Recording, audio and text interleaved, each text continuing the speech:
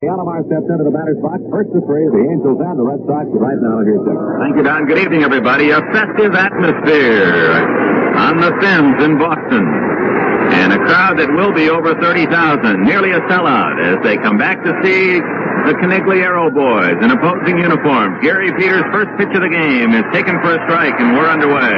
Sandy Alomar looks at a fastball on the inside corner. Alomar batting .209. Still leads the club and runs batted in with 20. He's batting from the right side against the left-hander Peters, now 34 years old. Peters, easy motion, the pitch. Swung on line, drive, base hit, right field. Over to get it near the line is Reggie Smith. He plays it quickly back to the infield, and Alomar stops at first with a line single to the opposite field. Here's Alex Johnson. Johnson with an 8-game hitting streak is batting .260. Infield will set itself for two. Petrocelli bag high at third. Aparicio and Griffin up the middle, squeeze toward the bag. Scott holding on Alomar at first base. Big hole on the right side. Peters from the belt checks the runner. Here's the pitch. Swung on and fouled out of play. Alex was trying to go to right field. The outfield, Carl Yastrzemski straight away and left. In center field, Billy Canigliaro playing almost straight away, a shade toward left. And actually giving some ground toward the line is Reggie Smith in right. The pitch, curve inside. Gloves out of the dirt by Dwayne Josephson. Alomar checking with first base coach Fred Koenig, and now looks across at Rocky Bridges at third. No one out, Alomar at first base. 1 ball, 1 strike to Alex Johnson. Peters delivers. Swung on, rolled up the third baseline foul. Rocky Bridges plays it. Peters was 2-0 against the Angels last year, and he is 9-7 lifetime against the Californians. He's 6'2" and 197. Handsome product of Grove City, Pennsylvania. He looks at Alomar, who leads the way. The 1-2 pitch. Change is fouled back on the screen. High change, and Alex just did get a piece of it. Fenway, of course, single deck. There's a press level that allows 3 rows of seating off to the right and the left. Big bleacher section in center field and in straightaway right where the bullpens are located. Alomar leads. The 1-2 pitch, inside with a fastball, 2-2. And with the Red Sox back in first place and their fine play through April and May, the fans here in Boston thinking pennant. And a lot of enthusiasm. 2-2 delivery. Curve bounced on one big hop to Petrocelli, foul at third. Just barely foul is Rico, who has moved from shortstop about 45 feet over to third base this season. Ran a little circular pattern, caught that on the high hop in front of Rocky Bridges. Count remains 2-2. Peters, one of 6 ex-White Sox players in the 2 starting lineups tonight. Here's the pitch. Swung on, bounced toward third. Short hop by Petrocelli, has only 1 play to first, and he gets Alex Johnson easily.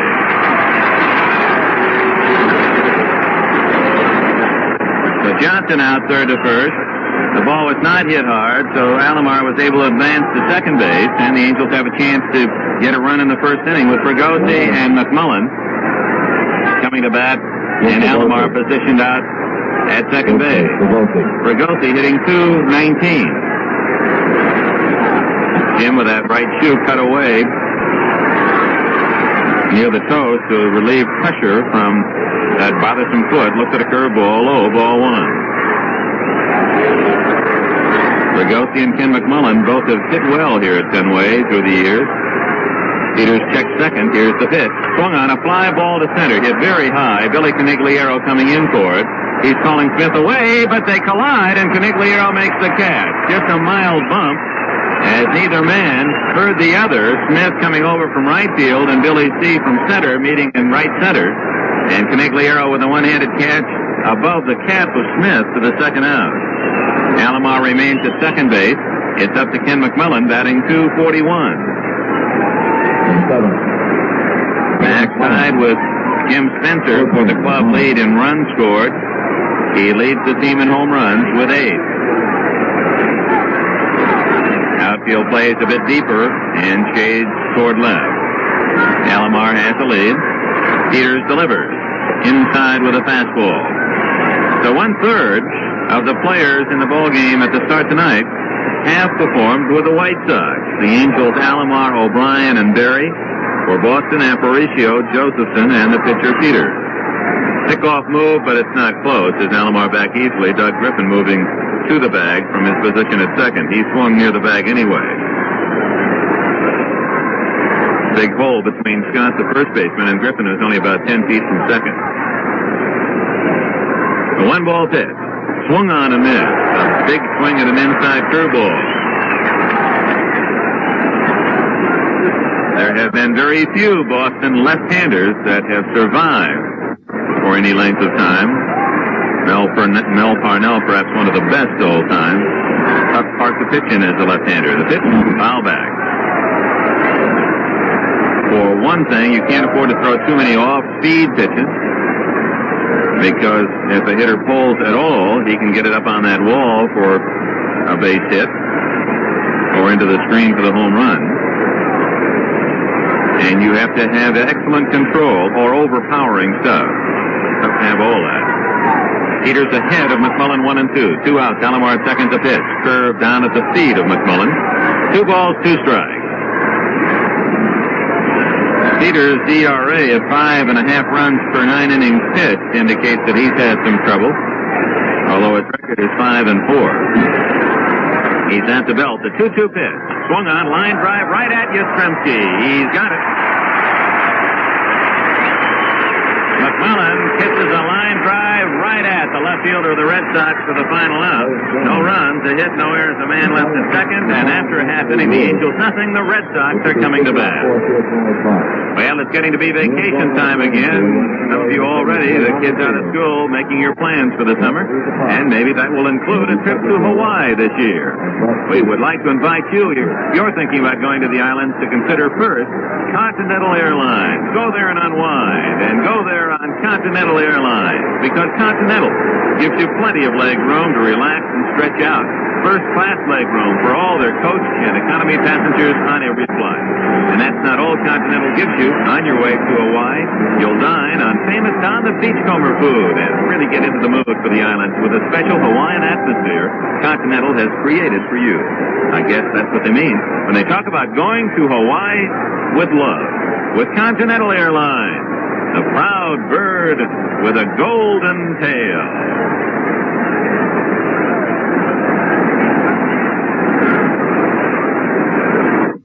Have a change for the Angels defensively. Billy Cowan has replaced Alex Johnson in left field. Johnson, as he took his position in the batter's box in the first inning. The count ran to 2-2, and he topped one toward third to Petrocelli. He did not run hard to first base and was thrown out easily by Petrocelli.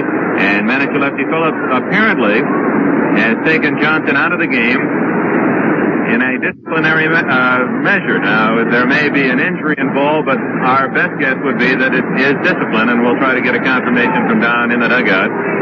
So we've passed that along to you. We do not see Johnson in the dugout at the moment, although we only can see the first 2 steps, and many of the players hanging out on the front lip of the dugout. It's a little cooler there. Get a better look at the action. So Cowan goes to left field.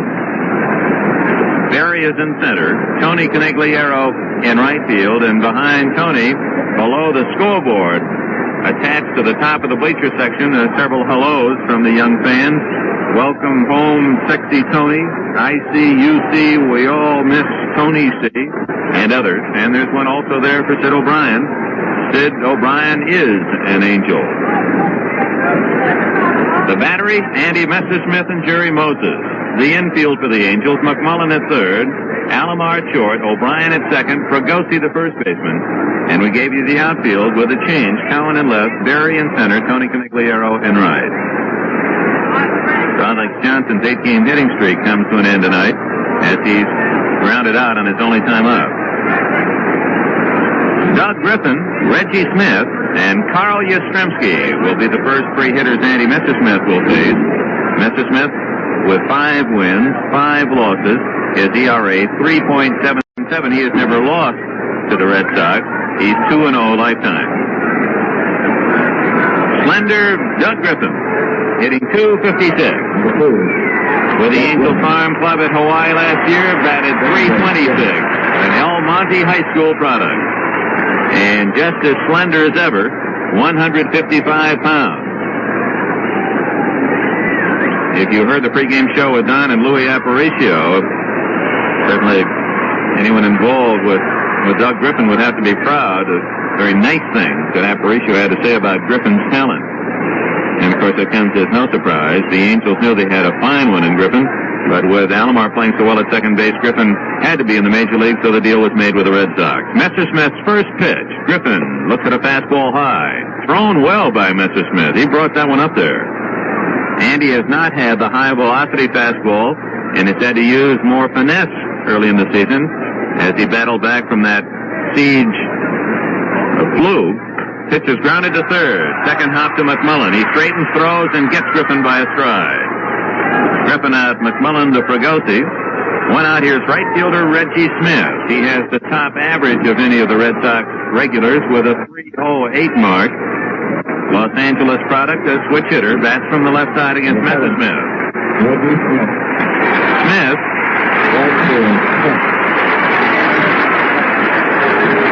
Along with being in the top 10 hitters in the American League, is third in runs scored and second in home runs with 10. The pitch. Bunted foul on the screen. He's going to try to drag it to the right side. And, of course, the Red Sox, cognizant of Fregosi's presence at first base and Jim not a regular first baseman and also still bothered a bit by that foot injury, so they're going to challenge Jim and see whether or not that bunt might be a good weapon. Both Griffin and Smith were going to bunt. The one-strike pitch. Swung on and missed. A one-handed wave at that good straight change offered by Messersmith. Eddie Popowski is the coach for the Red Sox at third, and Big Don Lennart at first base. The other two coaches for Eddie Casco, Doug Camilli. Pitching coach this year is Harvey Haddix. Two-strike pitch, high with a fastball, 1-2. No score, no one on. Boston first inning.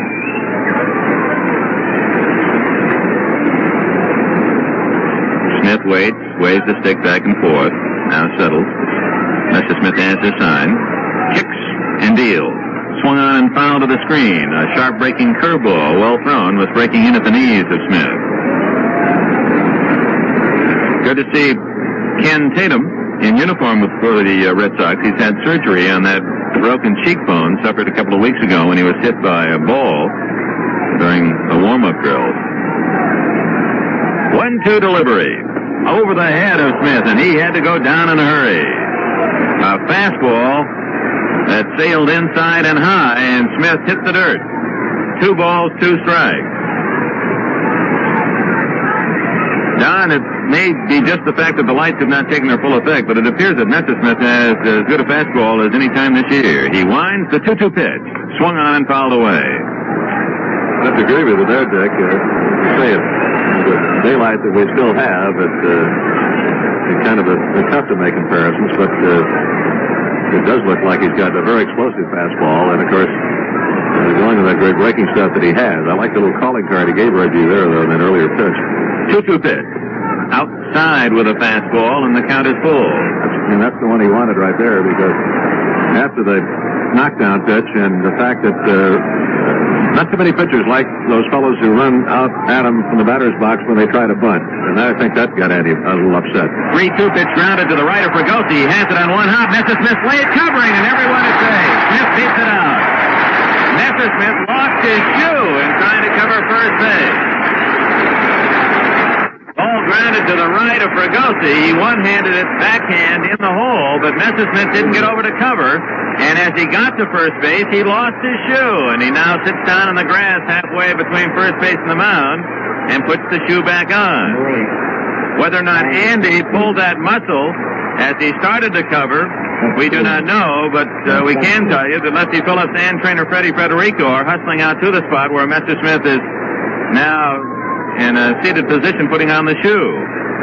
It should have been a 3-1 putout. There was plenty of time for Andy to get there. Whether or not he just forgot or whether he pulled something, again, we can only surmise.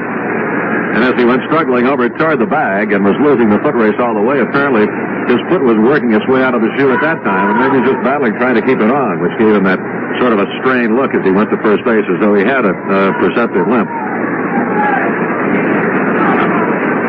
Phillips and Federico head back to the Angel dugout. Messersmith nodding his head saying, yes, I'm okay.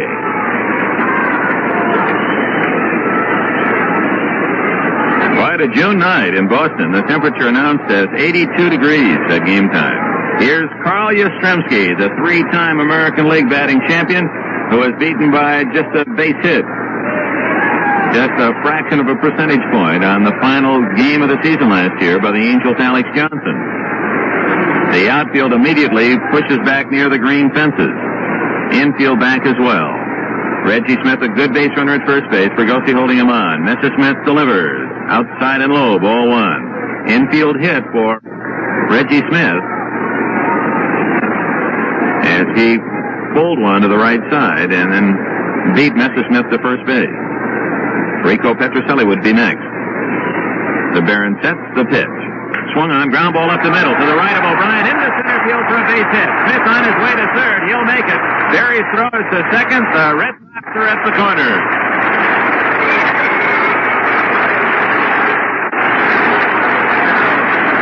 Yastrzemski started the game with a .288 average. He had the best mark of any Boston hitter against Angel pitching last year, .413.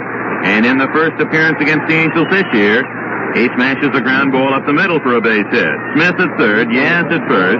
Rico Petrocelli hitting .257, 9 home runs, and he leads the American League in RBIs with 39.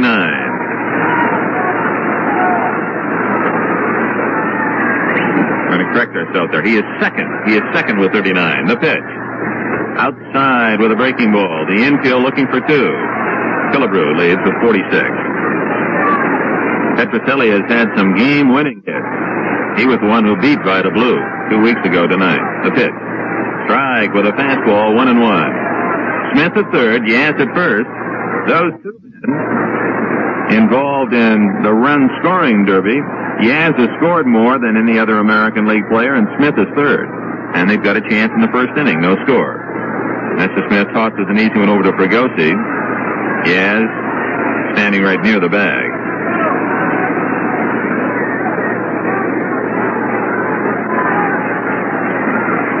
Here's the pitch. Outside with a breaking ball. 2-1.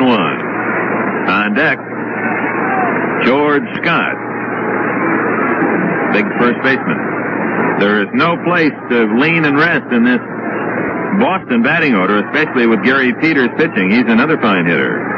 The 2-1 pitch. Swung on and missed. Challenged him up in the power, and Rico couldn't find it. 2-2. Billy Cowan just a few steps from the warning track and left in front of that scoreboard. Ken Berry is nearly 360-70 feet from home plate, deep in center field. There goes Yaz. The pitch taken. The throw to second. He's in there. And steals second base. The pitch was outside. So Yastrzemski moves to second base. Reggie Smith still at third, and the count 3 balls and 2 strikes to Rico Petrocelli. Third stolen base for Yaz, who had a big season last year in stolen bases. Yaz wound up with 23 last year, his best ever.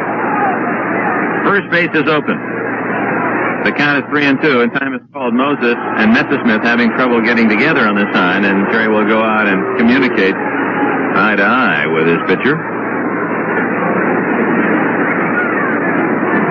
After Griffin grounded out, Smith with an infield hit as Messersmith failed to cover first base. Carl Yastrzemski singled Smith to third. Yaz then stealing second, and that's where we are. No score in the game, only one out. Runners at third and second. The 3-2 pitch to Petrocelli. Swung on and missed. That's the spot for the strikeout with a runner at third and less than 2 outs, and Petrocelli went down swinging at a curveball. Here's George Scott. Scotty hitting .284 with 7 home runs. Billy Canigliaro on deck.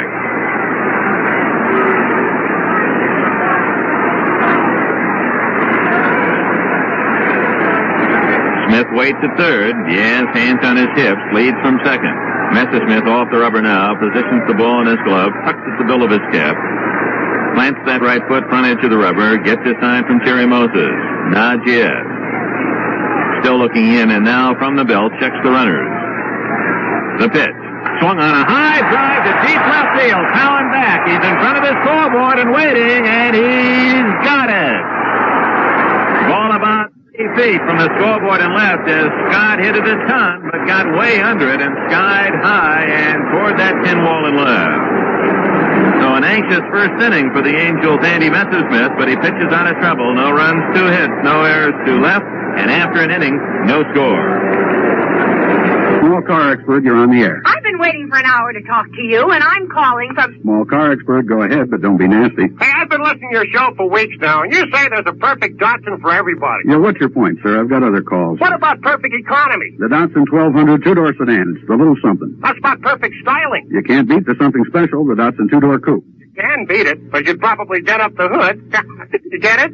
Small car expert. I was listening to that last guy, about a whole line of perfect Datsun. Uh-huh. Well, what about perfect convenience? The Datsun 5-door station wagon. It's a kick to drive. For perfect performance? I'd have to say the Datsun 240Z, hottest selling GT around. How about perfect comfort? The Datsun 510s, the 2- and 4-door sedans. Sounds like a perfect line, all right. Wait, you didn't ask about the Datsun pickup truck. I don't care about the Datsun pickup truck. Drive a Datsun, then decide. Be sure to see the full line of Datsuns at Auto Expo Sports Arena now through June the 6th.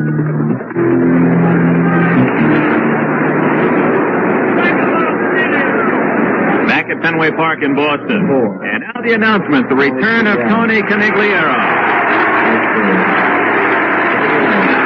And these fine fans in Boston who have packed Fenway Park tonight welcome Tony C. back home. Conigliaro hitting .242 with 4 home runs. Gary Peters into the windup. Here's the pitch. Curve swung on, popped up. Behind second base, Doug Griffin and Louis Aparicio. It is Aparicio, the veteran shortstop, who makes the play. So Tony C. on the first pitch popped up, and with 1 out in the second inning, second baseman Sid O'Brien comes to the plate. O'Brien, signed by the Red Sox organization. His 2 kid brothers also are in the Red Sox minor league system. O'Brien hitting .227 with 3 home runs. Peters, an easy wind-up to pitch. Fastball for a call strike. Safe and fly Continental to San Jose, Portland, or Seattle from handy Hollywood Burbank Airport. The pitch swung on, ground ball to the left of Griffin. He has it, moving to his left and throws him out. Good play. Griffin is very, very quick. And that ball hit hard toward the hole. It appeared that O'Brien had a 50-50 chance of a base hit, but then Griffin got into motion. And he's at top speed after 1 step, skittering to his left and coming up with the ball, playing it in front of him, and throwing out O'Brien by a couple of steps. 2 outs. Kim Berry, the center fielder, hitting .183. Jerry Moses would be next. No score. Top of the second. Lights starting to take their effect as the cloud cover is moved over Fenway. The pitch, low and inside, ball 1.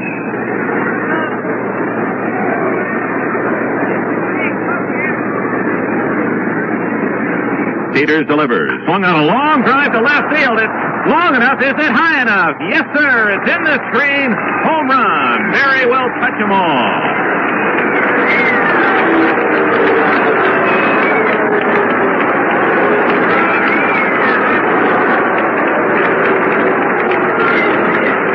Berry's 3rd home run of the year. A line drive into the screen in left field. He hit it hard. There was no doubt but what it would be on the fence or in the screen, and it was high enough and hit like a bullet. It was still rising a bit as it was cushioned by that screen that extends about 20 feet above that 38-foot wall out in left field. Jerry Moses, the ex-Red Sox catcher, steps in. The pitch, inside with a fastball. The Angels take the early lead, 1-0 on Berry's home run. 2 away, second inning. Moses batting .227. He has 3 home runs. Check swing, and it's a foul at the plate. 1-1 to Moses.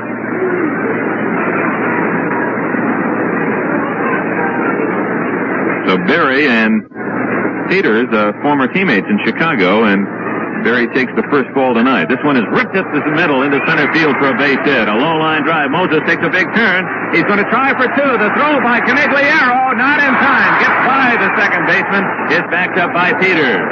Moses hustling from the moment he hit the ball. As soon as he hit it up the middle, he was running. And it was just a ground ball single, but Canigliaro playing deep, racing into left center field, and then had to come in for it as the ball died. And Moses racing all the way with 2 outs, able to stretch that single into a double. Heady play by Jerry Moses. Won't see that very often. Obviously, Moses and Canigliaro, and certainly although a year has passed, O'Brien will give it that little extra. They're going to play inspired baseball in this series. Andy Messersmith with a chance to pick up a run.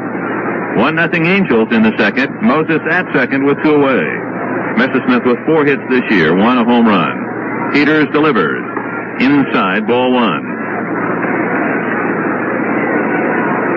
The ball, as it was hit up the middle, was to the left of Aparicio, between Aparicio and the bag at second, out into center field, toward left center. The pitch. Swung on, looping fly ball down the right field line, slicing near the seat. Scott on the warning track watches it fall back about 5 rows. The stands come out to meet the foul line in right and in left field. There's just a little pathway. Just barely room for a player to stand without being in fair territory. The last 25, 30 feet in right field and, about 45 feet into the left field corner. 1 ball, 1 strike to Messersmith. Peters at the belt. Moses with his lead. The pitch. Curveball hangs high and away. Sandy Alomar would be next. Ken Berry's 3rd home run, giving the Angels a 1-0 lead in the second inning. Peters ready. 2-1 pitch. Swung on, fouled high out of play. Back into the press level and down into the stands. A warm night, and with all the colors, now that men are wearing interesting colors too, that center field bleacher section looks like one of those visual tests. You pick out all the blue or all the red, what do you see? Colorful crowd. The pitch. Swung on, a fly ball to center, hit pretty well. Billy C. on his horse near the warning track makes the catch in deep right center field. The Angels settle for a run on 2 hits, no errors, and leave 1. And after 1.5, the Angels won, Boston nothing. Does F310 work? In a major test, motorists switched from the gasoline they had previously used to Chevron with F310 and drove as they usually would for approximately 2,000 miles. Many of them were women. And after the test, we asked them whether they thought F310 worked.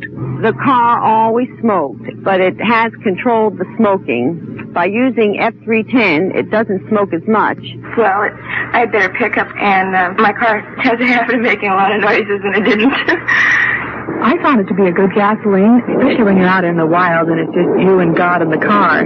You hope that you get there. I found that F310 was a going gas. And when I stepped on the accelerator, I knew I was going to move. And on the road, it's a very smooth ride. And we are getting beautiful mileage. Good news. I don't have to look for another car because it's performing beautifully. F310. Only in Chevron gasolines. It works. Andy Messersmith with a 1-0 lead will face Billy Canigliaro, Louis Aparicio, and Dwayne Josephson in this new-look Boston lineup. The Angels finally seeing the Red Sox. This is the 4th of June. It's been nearly 2 months into the season before these two teams scheduled to meet. And they'll play 3 here this weekend and then see each other in another week at Anaheim Stadium. The Red Sox and that large contingent of Boston fans, I know, making plans to see this Boston club and the Angels at the Big A. It'll be Monday night, Tuesday night, and Wednesday night, June 14th, 15th, and 16th. And you'll get a chance to see this fine ball club. Billy Canigliaro hitting .287. Has 3 more home runs than his brother Tony with 7. And Billy C. has knocked in 20 runs. That is equal to the top man for the Angels, Sandy Alomar. Messersmith winds the pitch. outside with the breaking ball, and Billy C. had thoughts of bunting. Canigliaro leads the American League in doubles with 16. Tony out in right field has 12. That's third best. The pitch, high and away, 2-0. Tony and Billy have played baseball actively for some 13, 14, 15 years, counting their Little League experiences. This is the first time they have ever played against each other. Mr. Smith ready. The 2-0 pitch. High with a fastball. 3 balls, no strikes to Billy C.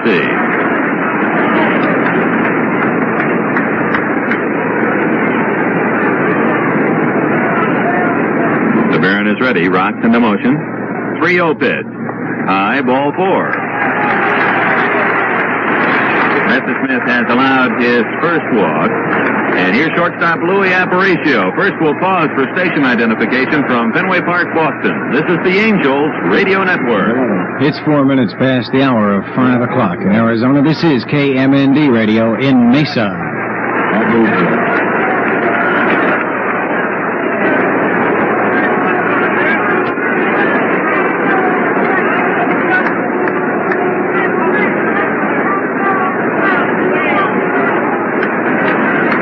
Aparicio hitting 151.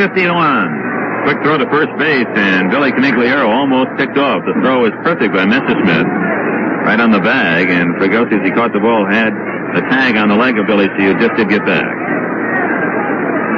First pitch to Aparicio, taken high. That's 5 straight balls thrown by Messersmith, all upstairs. Aparicio with that incredible hitless string, 0 for 44. He's 1 for the last 54 and 2 for the last 65. The pitch. Swung on and missed. Good hard stuff. 1-1 to Louis. Aparicio coming to Boston in one of the many key trades made by the Red Sox last year. A deal that sent Mike Andrews to Chicago. Also Louis Alvarado. There goes Billy C. The pitch swung on, ground ball foul to Eddie Popowski on one hop, the third base coach. We see streaks of lightning off to the left, far out beyond the left field fence. And the flags are blowing toward the right field bleachers. And the bad weather is coming from that direction.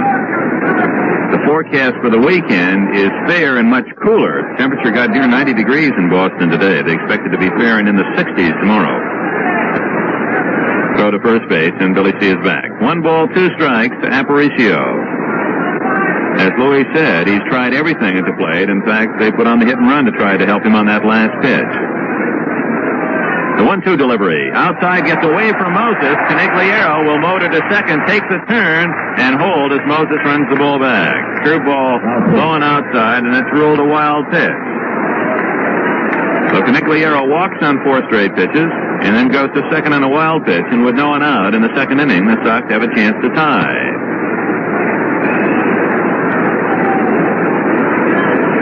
On deck is Dwayne Josephson with pitcher Gary Peters, a .321 hitter, down in the hole. Canigliaro, Billy C. from second, Mr. Smith at the belt. The 2-2 pitch. Aparicio looks at a curve outside. 3-2. Mr. Smith's control has been one of the bothersome parts of his early season pitching this year. He has been stung by the base on balls, and many runs have come from men who have been put on with a free pass. 3-2 delivery. Low, and Aparicio walks. Canigliaro and Aparicio aboard on walks to open the Boston second. And here's Dwayne Josephson, right-handed hitting catcher. He has a .222 average and 5 home runs. Josephson acquired from the White Sox at the start of this season. Vicente Romo was the key player that went to Chicago in that deal, the right-handed relief pitcher.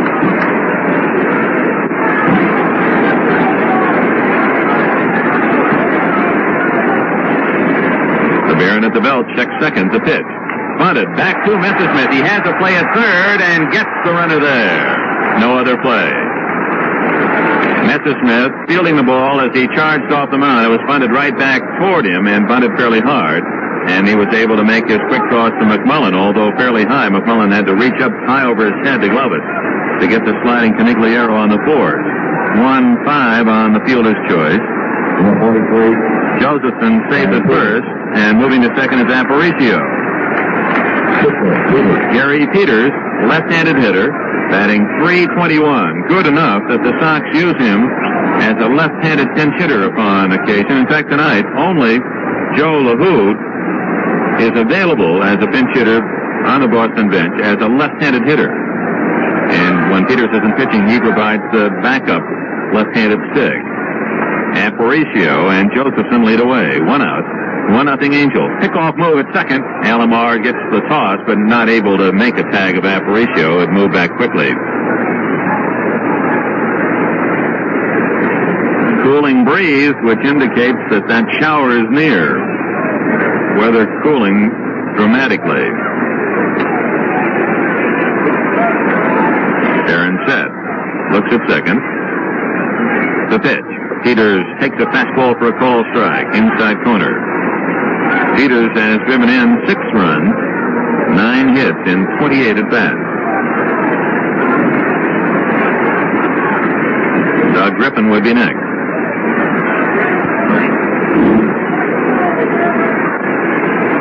Peters last year hit .244, had a home run, knocked in 11 runs. Runners at second and first. 1 strike pitch. Ground ball sharply to Fregosi. Off his glove into the right field corner. Aparicio scores. Josephson to third. Peters to second. The throw there, not in time.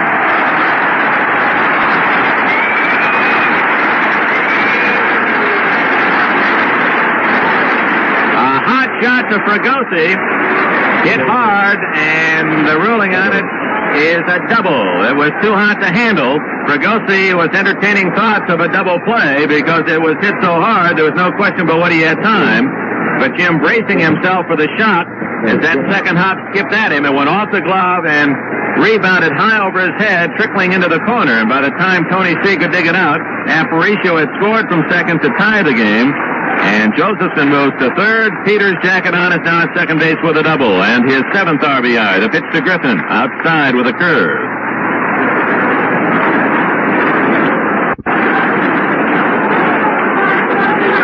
So the walk, one of the 2 walks, is paid off for Boston. Josephson at third. Peters at second. The infield is back. The pitch. Strike.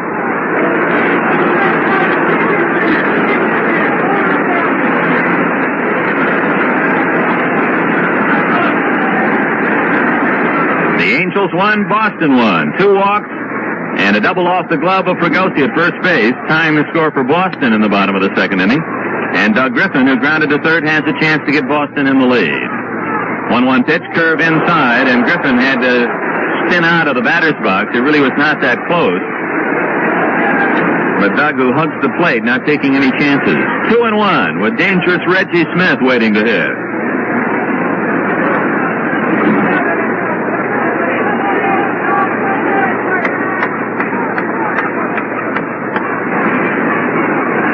Josephson from third, Peters from second. The pitch. High and away with a fastball. 3-1.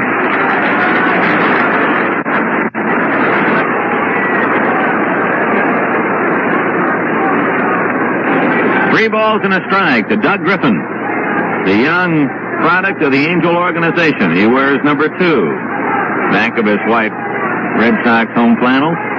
3-1 pitch. Swung on and fouled to the screen. Griffin trying to shoot a line drive up the middle. Had a good rip. Intensity of the breeze picks up. Old Glory out in center field. Now stretched out toward the right field bleachers by the breeze.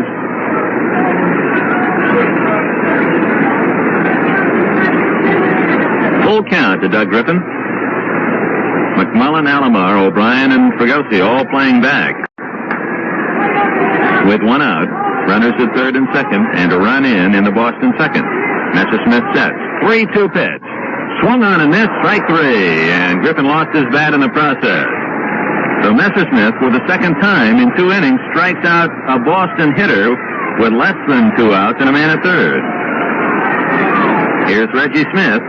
He was credited with an infield hit when he pulled a ball to Fregosi, and Messersmith was late in covering in the first inning.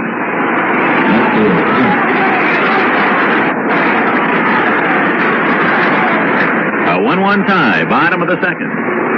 Carl Yastrzemski next. Josephson with a safe lead. Wind really picking up now. And now time is called. Moses goes out to the mound. Oh, that's a kind of an ugly-looking sky. Dick, the wind has really picked up, as you mentioned, and we're going to have a stormer very shortly. And now a wind change. It is blowing, instead of out toward right field, it is blowing across the diamond from left field in towards the first base side, scattering hot dog wrappers and loose papers. And some of the fans down in the lower box seat levels getting a bit nervous as they anticipate some showers.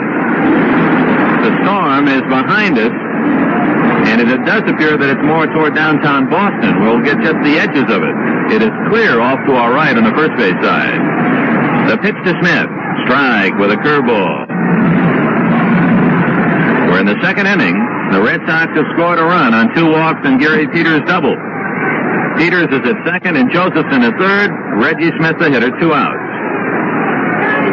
And the Angel bullpen is active.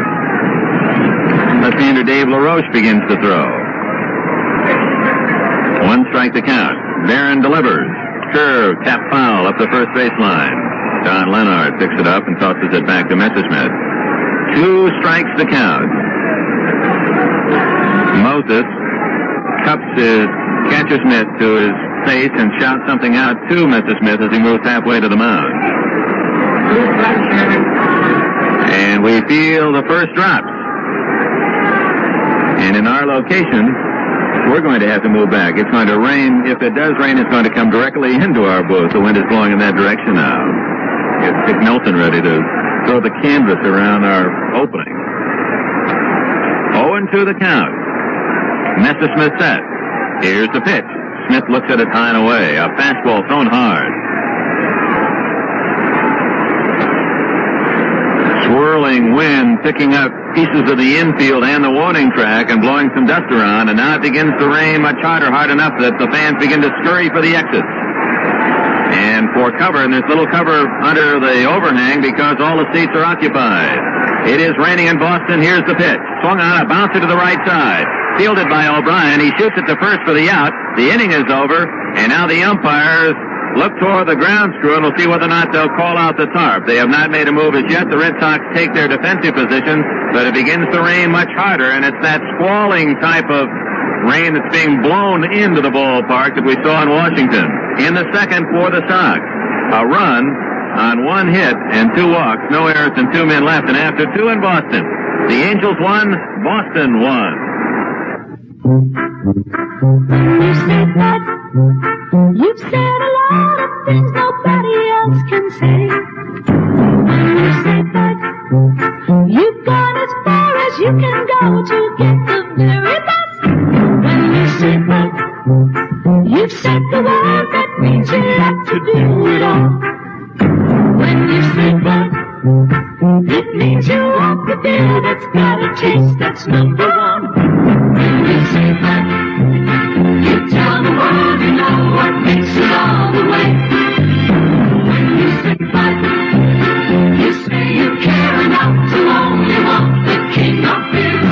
There is no other one. There's only something less.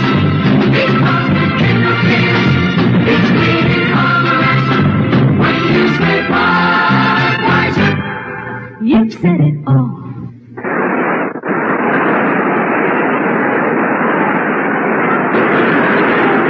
As Dick pointed out, the rain started to come down. They waved the Boston Red Sox out of the field. And then the umpires delayed it a matter of a few more minutes. And why they did, I don't know, because all of a sudden the sheets of rain just come being blown at a tremendously fast clip across Fenway Park.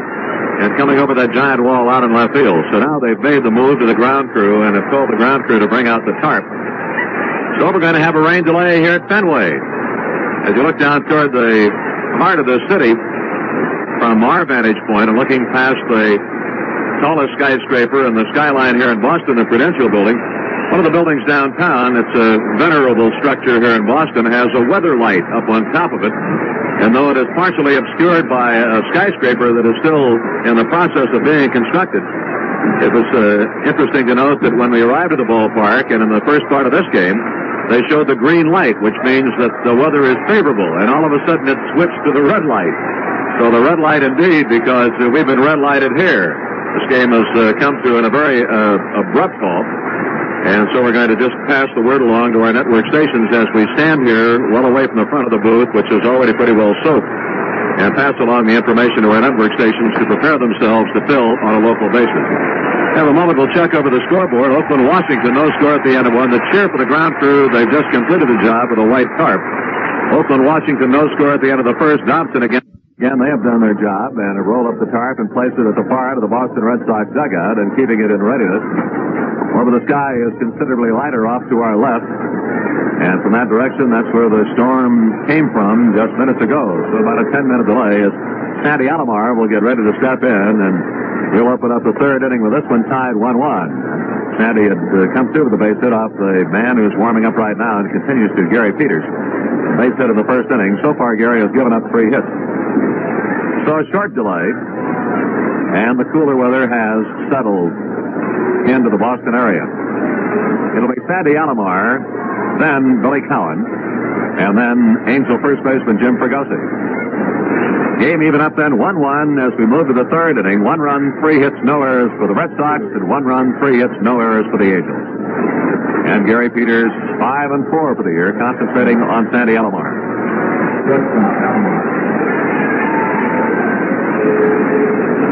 The fans out of the bleacher section, when type of weather suddenly comes up, they're just prisoners out there, and they don't make any move at all. They just take all sorts of weather punishment. Curve by Peters in the dirt to Sandy for ball 1, and we're underway here in the third. And a huge crowd. Carl Yastrzemski in left field, Billy Canigliaro in center field, and stationed rather deep in center, and a step or two toward right center. And Reggie Smith playing straightaway in right field. So with Sandy up right-handed, they don't shift around. Down the chute with the next pitch. Letter high to Alomar to make it 2-1. George Maloney is the plate umpire tonight. After being lifted. 13-minute delay. Alex, after being lifted by Lefty Phillips and replaced by Billy Cowan. Ground ball hit up the middle, but Aparicio ranging to his left, loves it behind second, fires the shot for the out.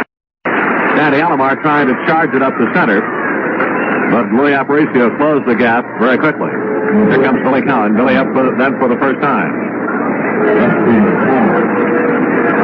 Billy's batting average 222. And as Cowan steps in, we're going to pause right here for station identification. This is the Angels Radio Network. Helping the Valley grow. This is Command. It's 31.5 minutes past 5 right now. KMND, Mesa's own.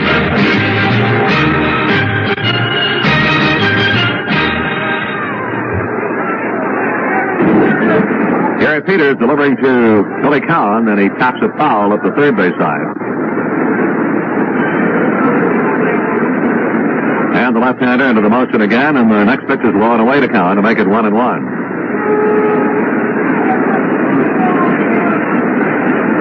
Gary ready, and the next delivery on the way to Cowan, and this is low and close, so it's 2-1. He just reads the sign and starts the windup. The next pitch is cut on and fouled back on the straight, and the count is 2-2. Gary delivers again, and this time a one-handed wave as Billy Cowan went for a pitch about a foot outside.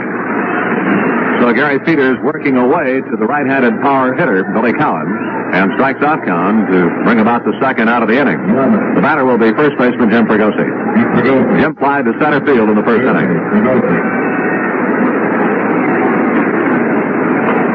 Jim lashes the first pitch foul way up on the screen, strike 1.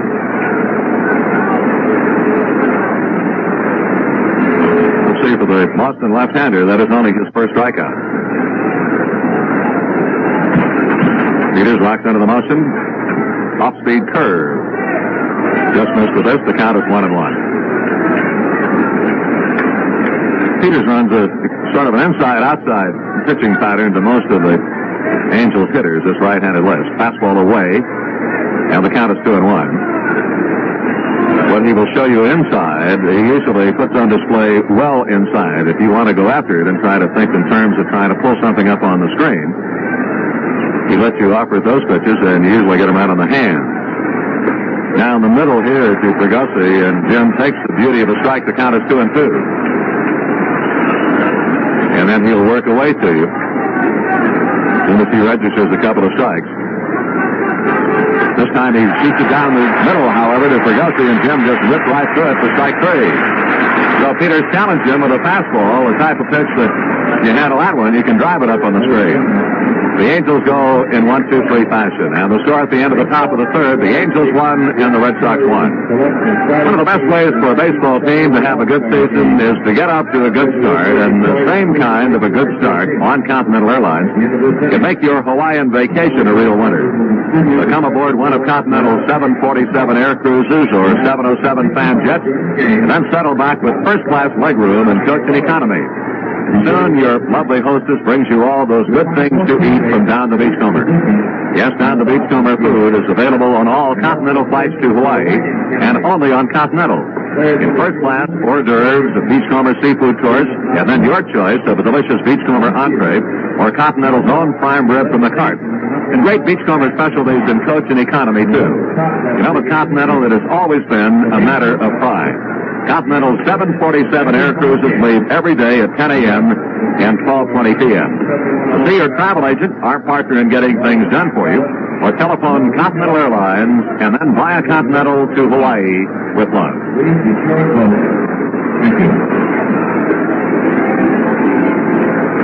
Well, with Boston leading the American League East and Oakland with a 7-game margin over the Kansas City Royals in the American League West, over the National League and the National League East, the Cardinals with a 1.5 margin over the Mets and leading the Pirates by the same distance, just a 1.5. So a good three-way struggle there. And in the National League West, San Francisco on top, leading the Dodgers by 9.5. And Houston, the number 3 team, 10.5 games back.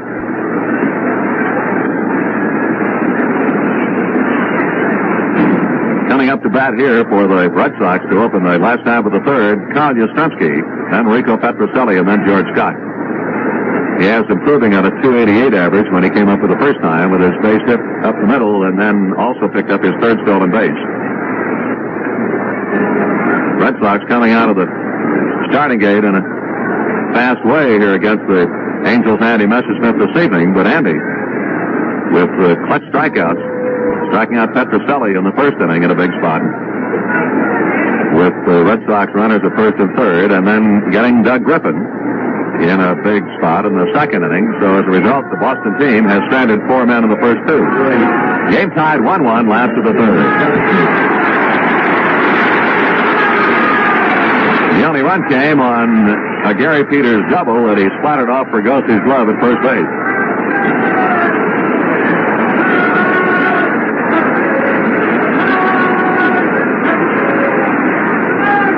Andy Messersmith then prepares things here for Carl Yastrzemski. His bat held extremely high at Yaz's trademark, and Yaz bluffing a bunt. Takes the first one low and outside for ball 1. A commercial about Continental talking about teams getting off to a good, quick, and successful start. And for the Red Sox, that has been most important this year, winning 30 and losing 20. The 1-0 pitch rammed up the middle by the glove of Andy Messersmith, base hit center field. So Andy almost driven into center field by the line shot off the bat of Yastrzemski. This is about throw the glove off Andy's hand. So Yaz is 2 for 2. Here comes Rico Petrocelli. With every baseball season, it is an automatic to immediately consider Carl Yastrzemski as one of the men who will finally wind up challenging for the American League Batting Championship. It has become an American League automatic.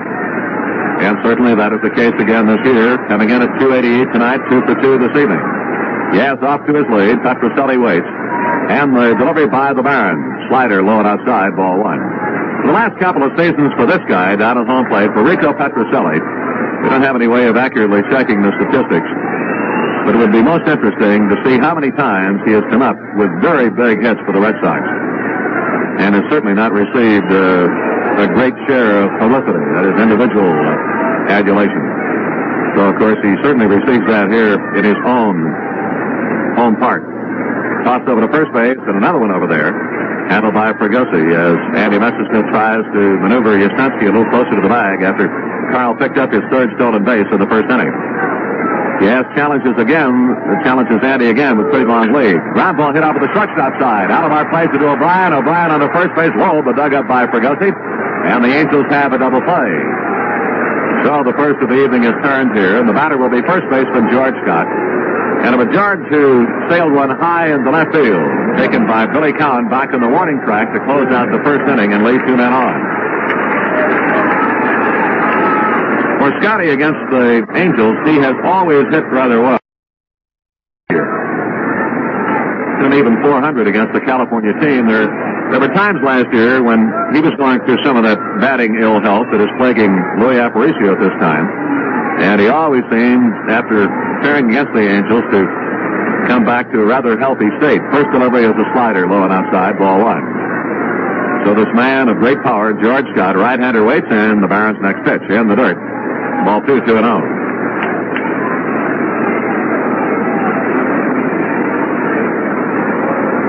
Well, the Angels with a home run by Ken Berry tonight, and Ken, in his career, certainly has performed well against Boston, and he's had very fine success in this ballpark. Hit about 10 career homers off Boston pitching now. The 2-0 delivery is low and outside, just curled about 3 or 4 inches off the outside edge of the plate. Ball 3-0.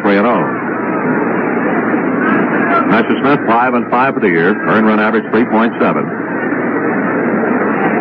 12 starts, 3 complete games. Barons 3-0 pitch. Wall with it, ball 4.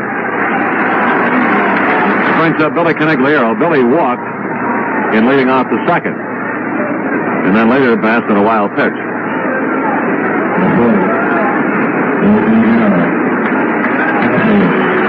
Leading hitters in the American League, Tony Oliva, 371, and Bobby Mercer, and what a year Mercer is having. And of course, his manager Lefty Phillips said on the bus ride out to Fenway today that Mercer, he initially was a very fine prospect, no doubt about that.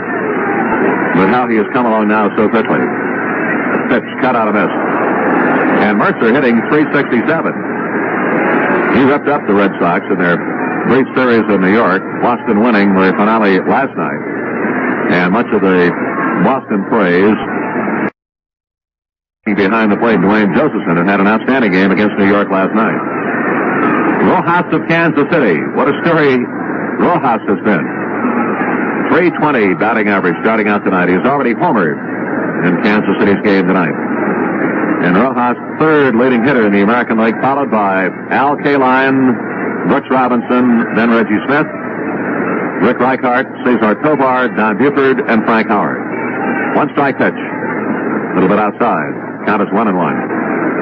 When you get down to Tovar, then the American League runs out of 300 hitters. Buford hitting .296 and Frank Howard .295. Lou Brock leads the National League, .368. Willie Davis hitting .366. Gar of Atlanta, .360. Messersmith's next delivery, a curve, lob, fly ball out in center field, dropping quickly, base hit in front of Berry. So Billy C with a little shovel shot out of the center field. On to second base goes George Scott. Red Sox runners at first and second, 2 away. And here's Louis Aparicio, and Louis walked and scored in the second. We had mentioned the fact that he is, and you would think this most unusual, especially with all the years of Major League service Louis has had. His main problem is the fact that he had developed a hitch in his swing. As he started with his hands where they are right now, around letter height, then would drop his hands down, then come back up, and the pitch was made. And by that time, from a standpoint of trying to make contact, it was almost impossible to make good contact. And the first delivery is a curve low and outside, ball 1.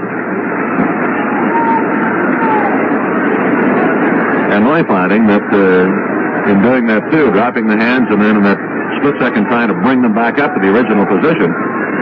But the fastball was kind of pinning them to the wall. 1-0 delivery by the Baron, swung on and missed. Slider, 1-1.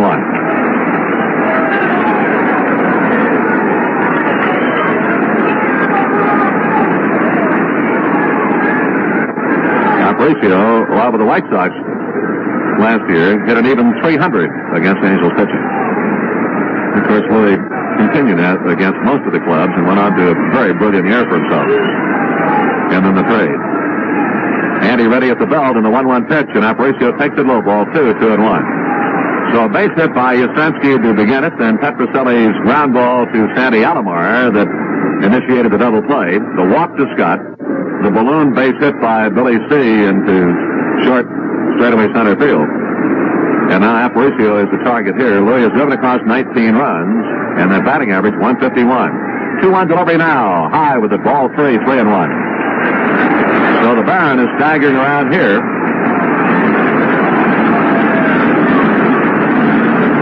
Appears to be Andy Hassler going in the Angel bullpen. Andy Hassler. 6'5" left-hander works there as Messersmith tries to hang on. A 3-1 delivery by Andy, and it is low. Fastball just downstairs, ball 4. Bases are loaded for Boston, 2 outs.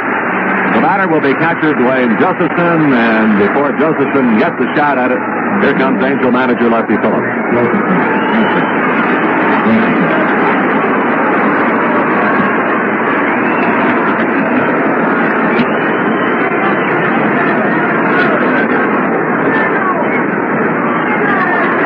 Messersmith now in the 3 innings has walked 4 men, and going into the ball game, Andy in 83 innings had walked 46 men. So that's about 5 for 9 innings. That's just too many extra base runners, and he's been stung once tonight. The 2 walks and Peter's double getting the run in the second.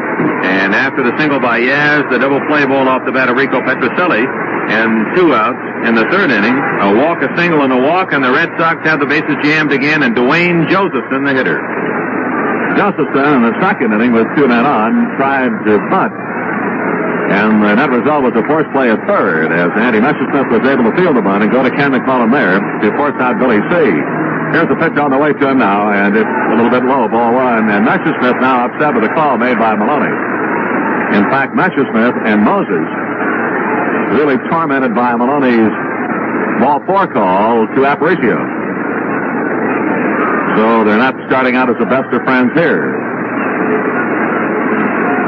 Dwayne Josephson bats with the bases loaded. 2 outs. Game tied 1-1, last of the 3rd. The Barons' next delivery to the Boston catcher. Check swing, good pitch. 1-1.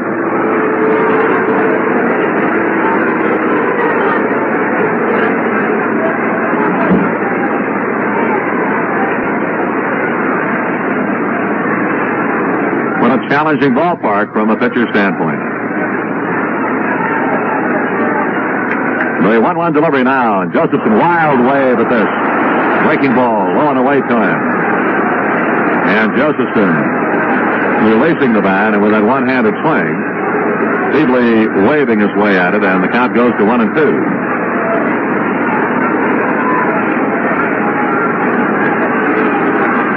All the funny dimensions of this ballpark. You consider that in the straightaway right field, it's 380 feet to the visitors' bullpen. A 1-2 pitch now, and Josie takes low and away. 2-2. Very close.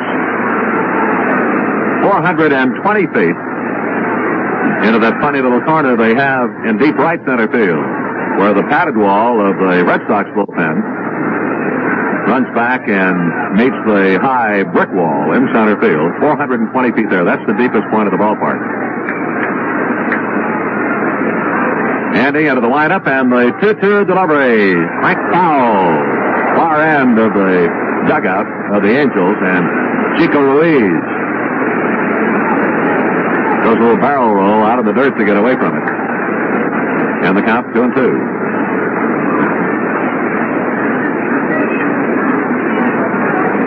Andy again almost committed a balk. He'd done this before. He was very close to being in contact with the pitching rubber, and the ball rolled out of his glove. Now he takes it, rubs it up, and gets ready to go to work on Josephson again. The thing about Andy Messersmith, he'll battle you all the way, so let's see what happens now. Bases stacked up behind him, 2 outs, and the 2-2 delivery now to Josephson, high with it, ball 3. By the curve, 3-2. Well, battle you all the way. That's exactly what he's doing here. For George Scott, there's no place like home. He's losing there at third base. Tony Canigliaro at second, Louis Aparicio at first, 2 away. Fans go to work in the background now. Andy ready, the 3-2 pitch on the way, swung on, fouled out of play. Up over our heads and back on the roof.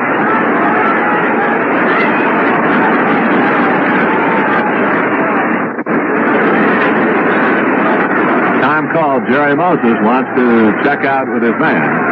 Goes out to see Andy.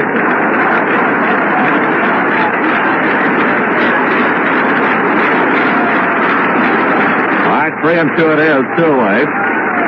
And the base is jammed. Messersmith again, right up on top of the mound. Plants the foot there, the front edge of the pitching rubber. Josephson brings the bat around a couple of times. Now the 3-2 pitch, and it's swung out of sight. Back to the wall goes Cowan, rakes across his ball. 1 run is in, 2 runs check in, 3 runs come across.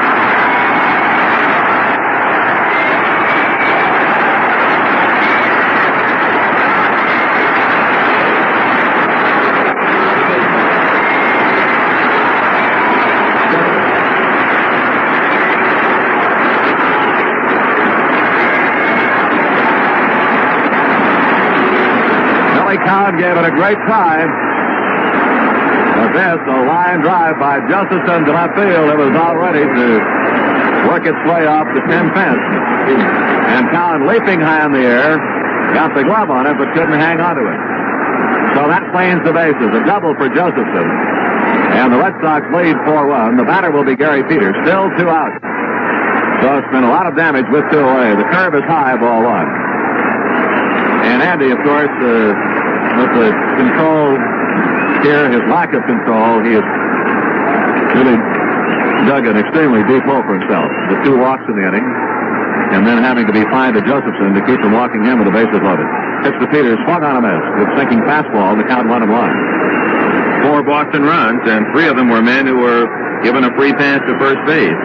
And the percentage has been incredible when Messersmith has walked a man, how many times that man has been able to circle the bases. And as continuous a story as the secret storm in the edge of night. It's really been serialized. No, you're right there, no doubt about it. 1-1 pitch coming up here to Gary Peters, still with 2 down. You know, the General Hospital and the Somerset people are getting very angry that you never use them in your analogies. 1-1 pitch by the Barons. Swung on, hit off the head of the bat, foul into the lower deck off to our left. The lower deck, as Dick pointed out, it's all a single ground level structure here with the exception of the sun boxes, the narrow seating area down the right field side and off to our left down the third base line. Andy saying no to the sign flashed by Jerry Moses. Josephson, runner at second base, and he's staring in 2. Count is 1-2. The pitch, change, good outside, ball 2, 2-2.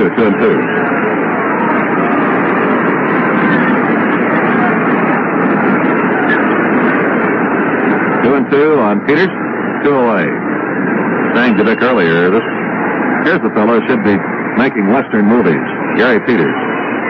Handsome man. 2-2 delivery, grounded up the first base side, right to Jim Fregosi, comes to the bag, makes the play, flips the ball to Gary Peters going by. For the Red Sox, that's it.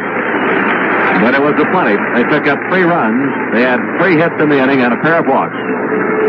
No errors for the Angels, and 1 man left out there. And the scoreboard reads at the end of 3, Boston 4, the Angels 1. Hello, Small Car Expert. You're on the air. You want to turn your radio down, please? Oh, I'm sorry. A small car expert, did you tell that last caller that there's a perfect Datsun for everyone? Yes, I did. Small car expert, you're on the air. I'm looking for a zippy two-door sedan. Try the Datsun 510. Goes from 0 to 60 in less than 14 seconds. But it's got to be comfortable. It is. Small car expert. Listen, I've had it with my small cars. Kids climbing on me, dog with a hot tongue panting all over the back seat. I need more room. I'd suggest the Datsun 510 4-door. Plenty of room and at a very low cost. How about a station wagon? Datsun makes a 5-door wagon. Plenty of extras included in the purchase price. Does Datsun make a truck? Yep, the perfect pickup. Little Hustler, America's best-selling import truck. Listen, I got to take another call. Anything else? Yeah, is my husband with you?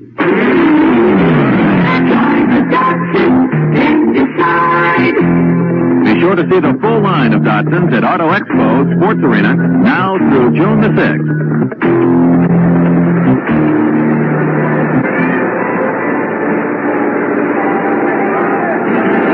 Boston today, in one of the papers, they had a front-page story about a gentleman who's out here at Fenway Park tonight. And the title of the story is He's Nuts About Hub Sportsman. Hub, of course, pertaining to the Boston area. His name is Arthur Hum Taylor, and he is a peanut hawker. And he's probably the country's oldest vendor. For 67 years, he has peddled peanuts outside the entrances to America's best-known stadiums, but especially here. He is 76 years of age, and he is still going strong. And I just wonder about the many, many greats this man has met in the time that he spent here at Fenway. Ken McMullen lays it off, and hits one off the handle. It's dropping for a base hit right center. Reggie Smith coming on. The grass pretty slippery now because of the rain. In fact, Reggie, as he starts to walk back to his spot in right field, walking in a very slow way, goes back to replace a divot too, and apparently as Reggie started to make his break for it, turf gave way. So Ken McMullen right back with a single. As Peters jammed him with a pitch, but Mac flies it out in the right center for the base hit. Here's Tony Conigliaro. Tony saw one pitch by Gary Peters in the second, and he popped it to short, popped it to Aparicio. Nobody out here. Red Sox lead 4-1, but the Angels come right back. Fastball in for a strike, and it's 0-1.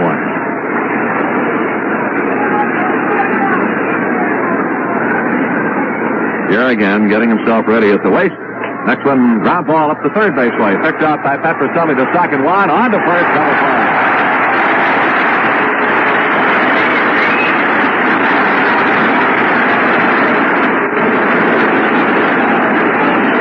Tony C. again with a pitch on him, and he shot this one, and it was just a grass cutter going to Petroselli.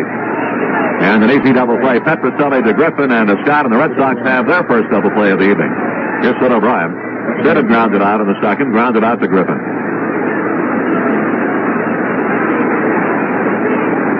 Red Sox keep the outfield pretty well fanned out. Fastball close, ball one.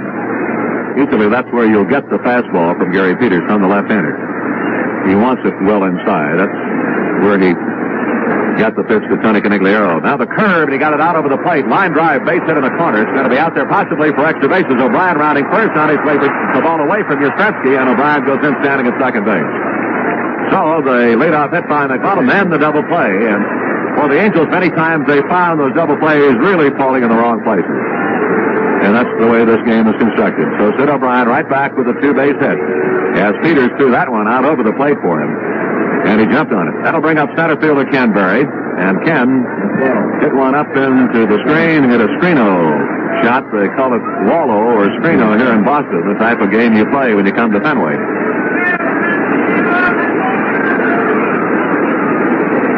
And Ken got it up in the screen for a home run, his third of the year in the second inning. Now up with O'Brien at second base. Ground ball back to Peters. Gary picks it off with ease. The toss to Scott. One-handed by George at first, and that takes care of the Angels. No runs, 2 hits, no errors, the man left. Score at the end of the top of the fourth. Boston 4, the Angels 1. A winning ball club needs all-around players, men that can hit, run, and really handle the glove. And every motorist should have an all-around credit card that works pretty much the same way. Today's motorist can have just such a card, the Chevron National Travel Card. An all-around credit card that meets almost any travel need that might arise. Good for gasoline, tires, batteries, and service at any one of 8,000 standard stations and Chevron dealers in the West. And at more than 13,000 other standard and Chevron stations throughout the United States and Canada. Your Chevron National Travel Card is honored as well, coast to coast, at all Ramada Inns, Howard Johnson's Motor Lodges, Master Host Inns, and for car rentals at Hertz. Plus, as a Chevron National Travel Card customer, you're eligible to join Chevron's Travel Club. So stop in at your nearest Standard Station or Chevron dealer and apply for the most popular gasoline credit card in the West, a Chevron National Travel Card.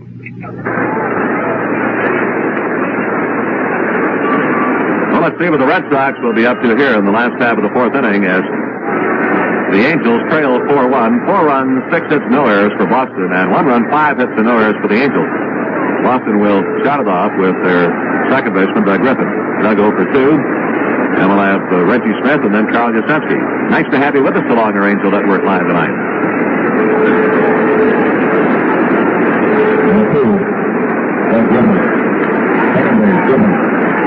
I think that weather light downtown that I mentioned earlier has gone back to green to indicate that the bad weather is out of our system. Just that one pump that passed through, and we caught a piece of it here at Fenway Park for the very brief rain delay. Into the motion goes Andy, and the pitch to Griffin. Quick curve outside, ball 1.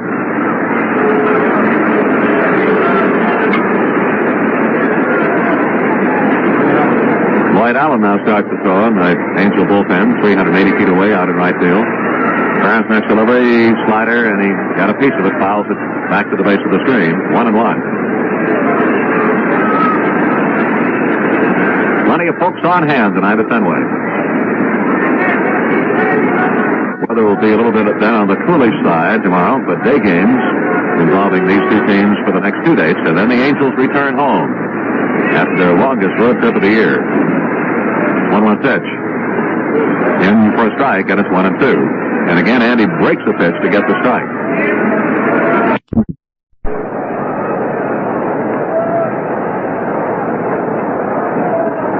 Sliders and curves and an occasional change.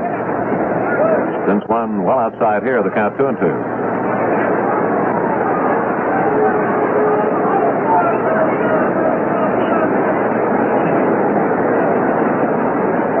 The outfield swung around to the left here for Griffin. The pitch low and away. Ball 3, 3-2, and he travels that uncertain path again. 3-2 on Griffin after breaking out in front of him.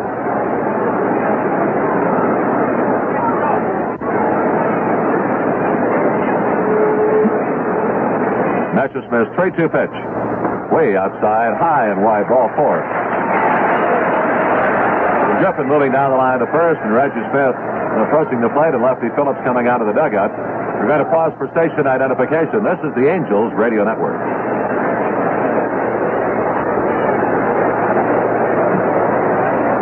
You're listening to the Big 1510. Command Radio.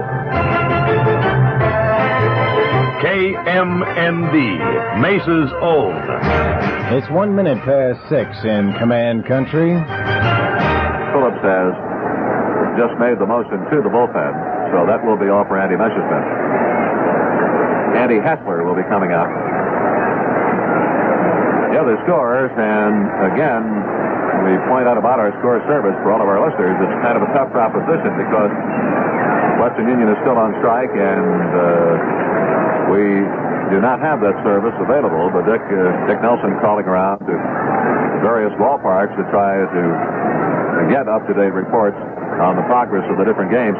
Oakland and Washington, no score at the end of 4. That's Dobson against Janeski. Cleveland will be at Minnesota, Baltimore at Milwaukee, and Detroit at Chicago. Kansas City, the last report we had, the only report we've had so far from New York, Kansas City with that 3-0 lead in the first inning, right against Peterson, as the Royals hit 2 homers. Paul Shaw hit his 4th, and Rojas had his 3rd. That came with a man on. Cubs are at Atlanta, and that's Jenkins against Necro. Houston at Pittsburgh. Bellingham against Moose. St. Louis playing at Cincinnati, Montreal at San Diego, Philadelphia at San Francisco, and the Mets and the Dodgers in Los Angeles. So the pitching change has been made, and Andy Hessler will come out to face Reggie Smith. I think I mentioned about that gentleman earlier, the man who I guess has never seen many games in this ballpark. He's too busy outside selling his peanuts. Taylor.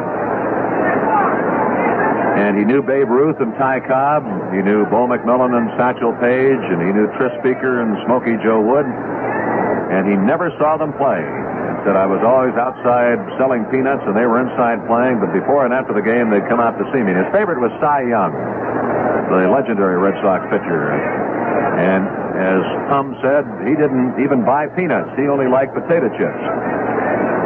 But he was asked the question, the biggest crowd he had ever seen at Fenway Park, because when they mentioned about the Vita Blue Sonny Siebert duel that they had here not too many days ago with the enormous crowd, and it was a turnaway crowd. They estimate that 5,000 or 6,000 people were turned away from that game.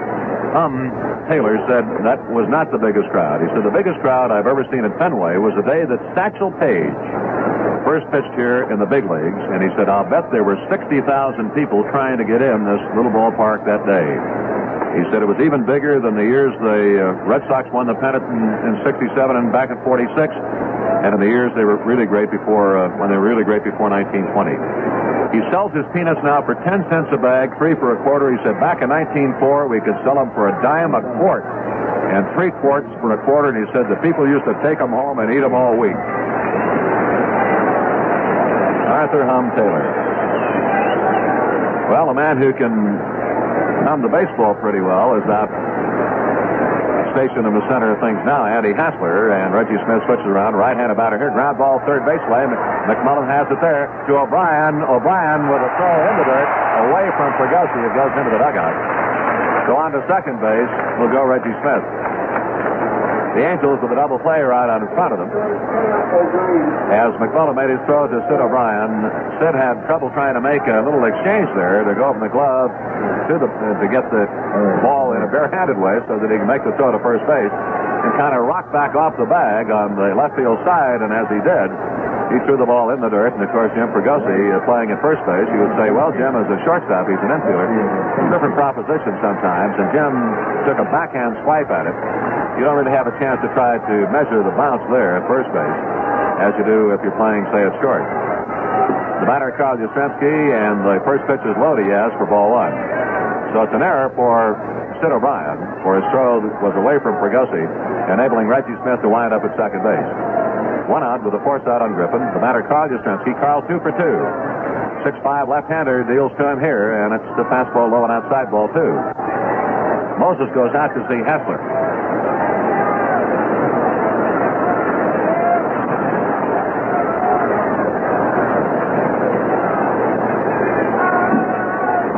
We noticed in Andy's Major League debut in Yankee Stadium, and on television at the time, and with that center field camera shot looking in to see the signs the pitches called by the catcher, we threw a lot of breaking balls against New York. And runner at second base, Reggie Smith. Boston leads it 4-1. We're in the last half of the fourth.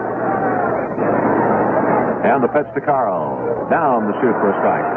Worcester that one through there, 3-2, and Yastrzemski gives an indication that he's a little bit upset with Maloney. Apparently, the Avs thought it was too high. And it was a high strike. 3-2.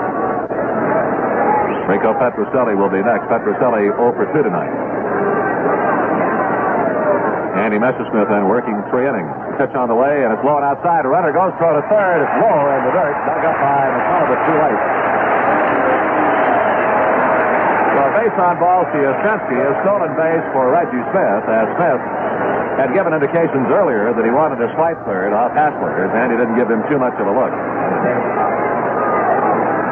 And then the throw by Jerry Moses Jerry had this one on target. Smith would have been a goner at third, but he threw it into foul ground, and he one-hopped it to Ken McMullen, so Mac had his hands tied there. The batter, Petroselli, and the pitch low and close, ball 1. So runners at first and third. Yastrzemski with a walk. Smith with a stolen base.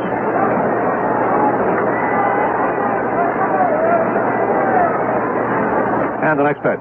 In the dirt, and it's up into the chest of Jerry Moses. The count is 2-0. 1 out in the inning.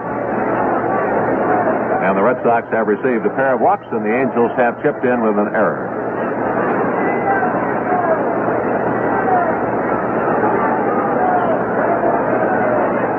Smith down the line from third. Yaz out to his lead at first base. Petroselli 0 for 2, and the pitch. 2-0 grounded foul on the third base side. The count 2-1. Rico has knocked in 39 runs.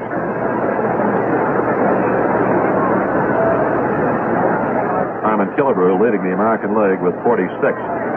Petroselli in the number 2 spot, followed by Sal Bando of Oakland with 32. The Angels would like the double play. 2-1 delivery. Kerr whipped it foul back on the screen, and the count is 2-2. They missed the double play earlier on the ball hit by Reggie Smith. And they'd like a chance to try it again.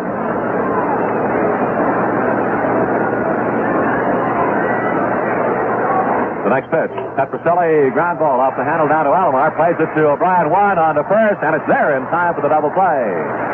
Sid O'Brien being upended at second base as Carl Yastrzemski went into it. Sounded like a broken bat. Went off the handle of Petroselli's bat down to Sandy Alomar. Alomar to O'Brien on to Fregosi, so the Angels work their way out of it as Hassler does serve up the double play ball. For the Red Sox, then, no runs, no hits, one Angel error, and a man left out there. And the score at the end of 4, Boston 4, the Angels 1. When you say bye, you've said a lot of things nobody else can say.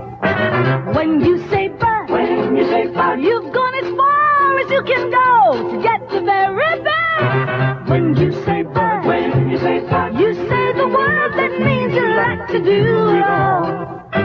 When you say bye, it means you want the beer that's got a taste that's number one. When you say bye, you tell the world you know what makes it all right. When you say bye, you say you care enough to only want the king of beer. There is no other one. There's only something less. Because the king of beers is leading all the rest. When you say Budweiser, you've said it all.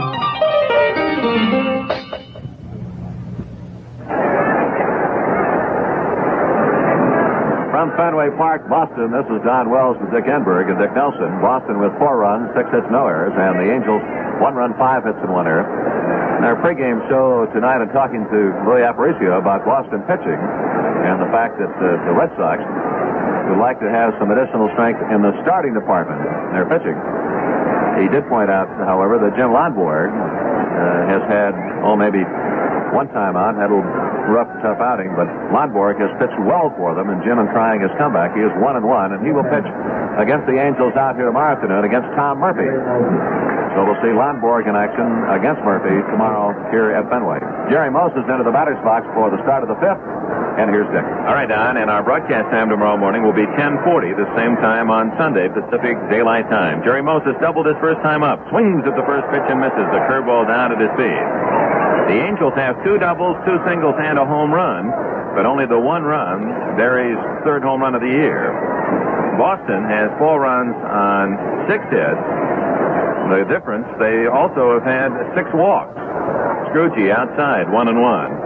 And 3 of those men scored. The big blow, a bases-loaded double with 2 outs by Dwayne Josephson on a 3-2 pitch. It went off the glove of Cowan, leaping against the wall and left. Fastball for a call strike. 1-2 to Jerry Moses. It was a leg double by Moses his last time up. He grounded one sharply up the middle, and Billy Conigliaro, playing very deep in center field, did not charge it hard, so Moses, with 2 away, running all the way, was able to outleg it and stretch it into a double. Ground ball up the middle again to the left of Aparicio. He has it with one hand, turns and throws him out.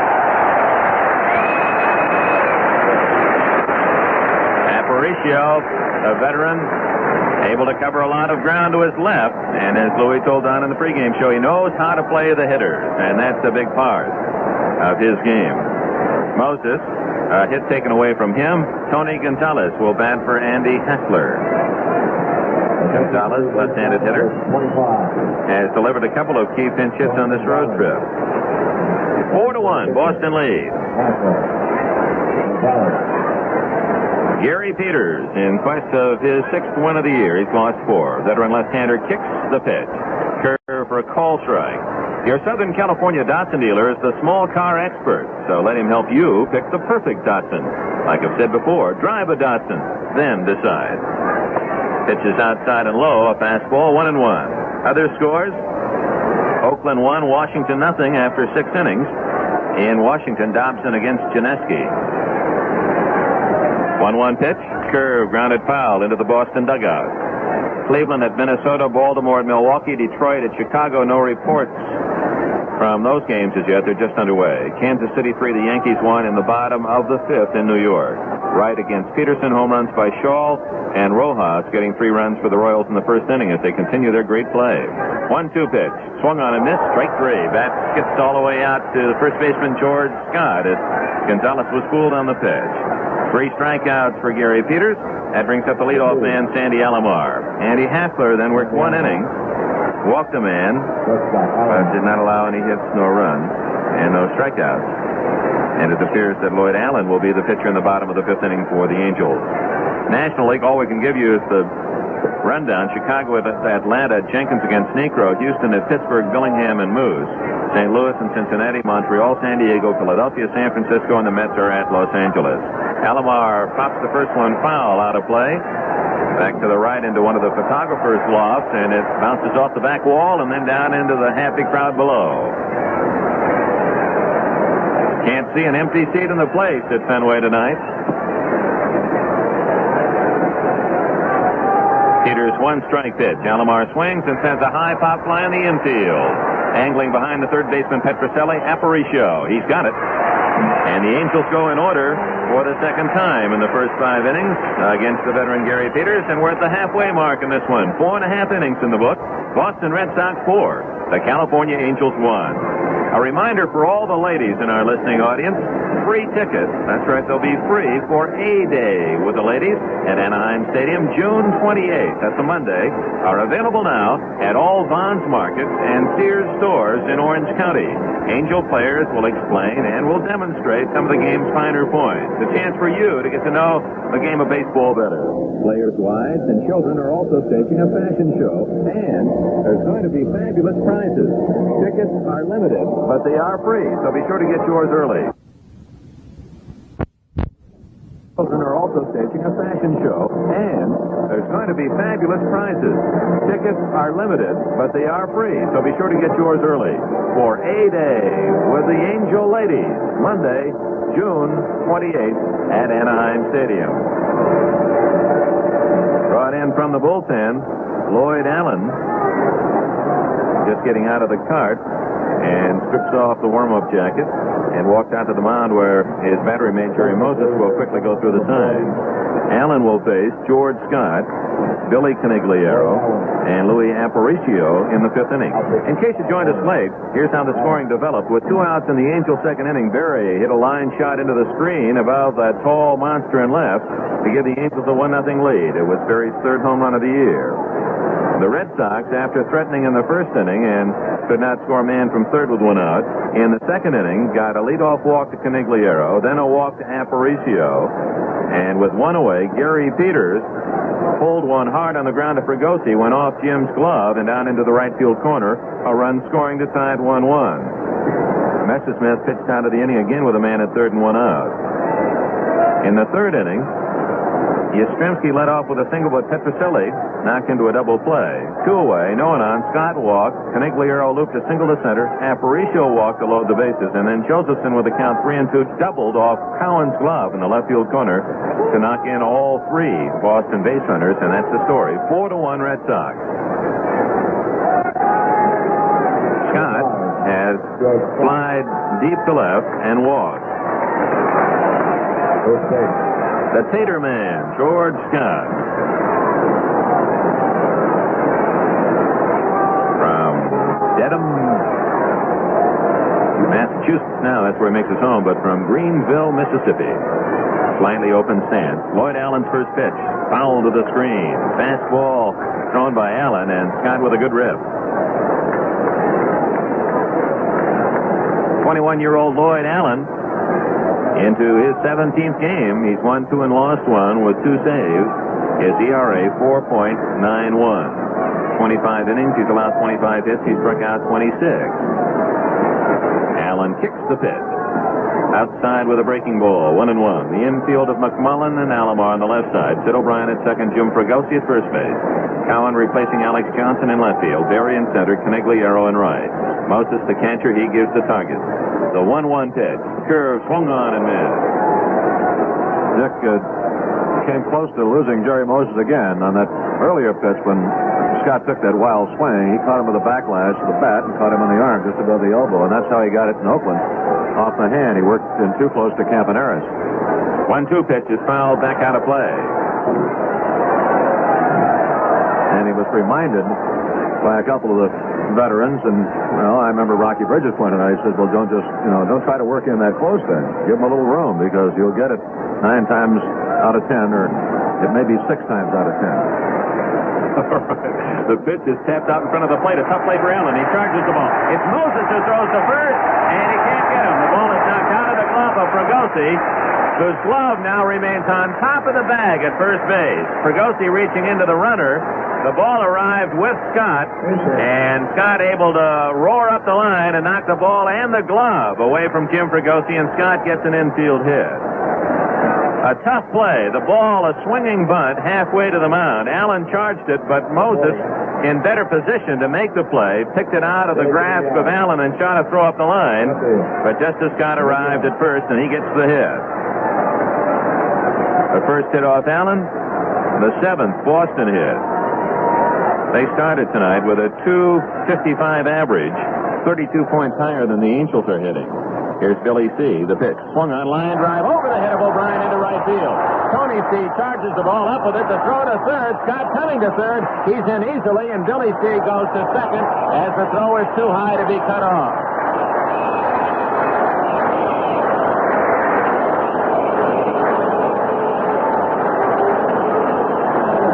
Billy Canigliaro and the Boston newspapers underlining the fact time and time again, outplaying his older brother in every aspect of the game, hitting better, 287, more home runs, more RBIs. And in this case, Tony C. making the long throw from right field, but not keeping it low so that Alomar could cut it off. It went all the way to McMullen on the fly, and Scott came in standing anyway. And Billy C., noting the height of the throw, able to roar into second. Runners at third and second. The infield pulls in close. The hitter is Louis Aparicio. Line by Allen. The pitch. Aparicio takes it low. Ball 1. Louis has walked twice and scored twice.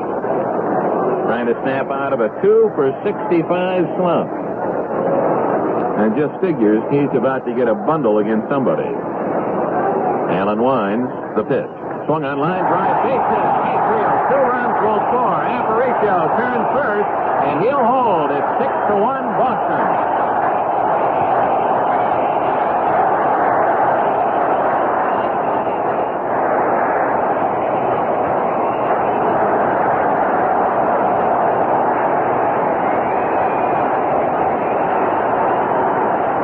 And the roar is for Aparicio. A standing ovation.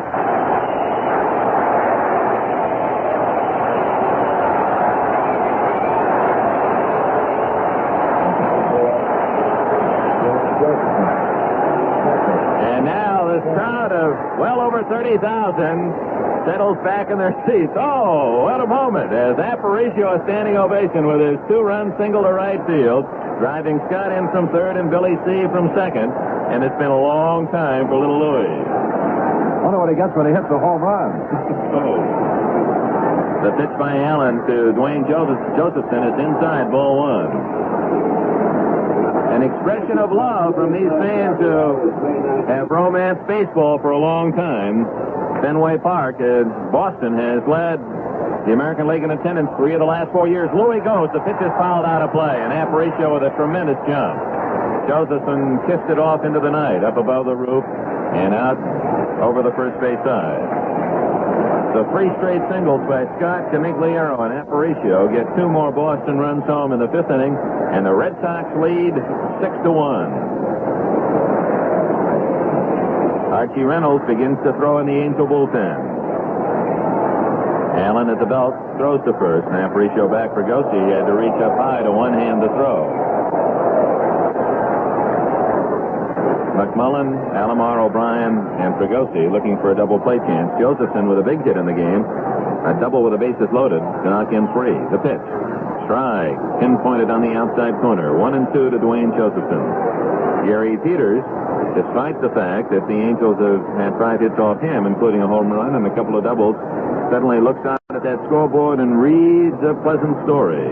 6 Red Sox runs on 9 hits and a 5-run Red Sox lead. Aparicio leads away. The 1-2 pitch. Swung on, fouled out of play, sailed toward the first base side and deep down into that lower level.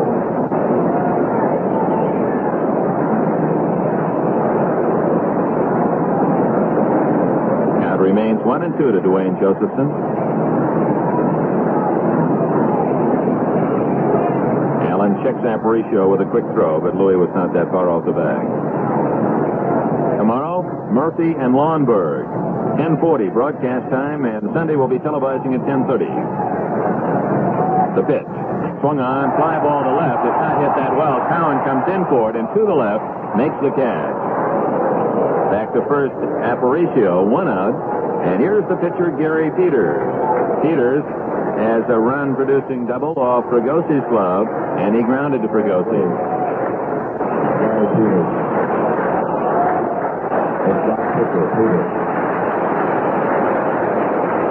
6-1.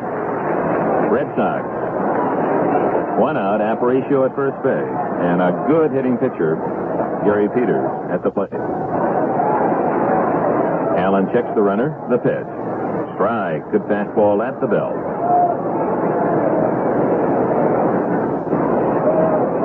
In the National League, and again we repeat, the Western Union facility is not available due to a strike by Western Union employees, so we are getting scores only by telephone contact direct to the various Major League ballparks. Going to have to send Tricky Dick Nelson in for a new set of fingernails. He's done a lot of dialing. Fly ball to left. Cowan easing in under it. He's there. And he has the second out. 2 away. Aparicio still at first base. And the leadoff hitter, Doug Griffin, steps to the plate. Doug, one of the few Sox who have not participated in the fun thus far. Just Griffin and Petroselli without a base hit. National League Cubs 5, Atlanta nothing after 3. Houston 2, Pittsburgh nothing in the 5th inning of Pittsburgh. And Cincinnati has a 4-0 lead over St. Louis after 3. Montreal at San Diego tonight. Philadelphia at San Francisco night game. And the Dodgers will host the New York Mets, and Willie Davis trying to extend his hitting streak. He's gone safely in 24 in a row. The pitch. Swung on and missed by Griffin. Snap throw to first, and Fregosi has to lean way out to backhand the throw from Cherry Moses.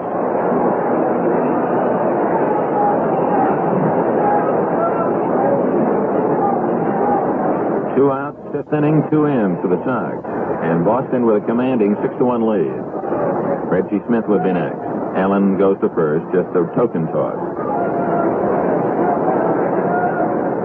And Holtzman throwing his second no-hitter. And to do that against that Cincinnati ball club in Cincinnati. The pitch. Ground ball into right field, hitting behind the runner. Base hit for Griffin. Aparicio will stop at second as Canigliaro fires into the cutoff man, Alomar. The 10th Boston hit, 4 singles against Allen as he has come in to pitch in the 5th inning. And Griffin doing something that caught the attention of the Angels a long time ago. He handles the bat well, and with Fregosi holding on the runner and a big gap on the right side, Griffin going to right field with a ground ball. Not hit that well, but perfect direction for his base hit. Aparicio at second, Griffin at first. Good speed on the bases, and Reggie Smith, 1 for 3, the hitter. Also has a stolen base.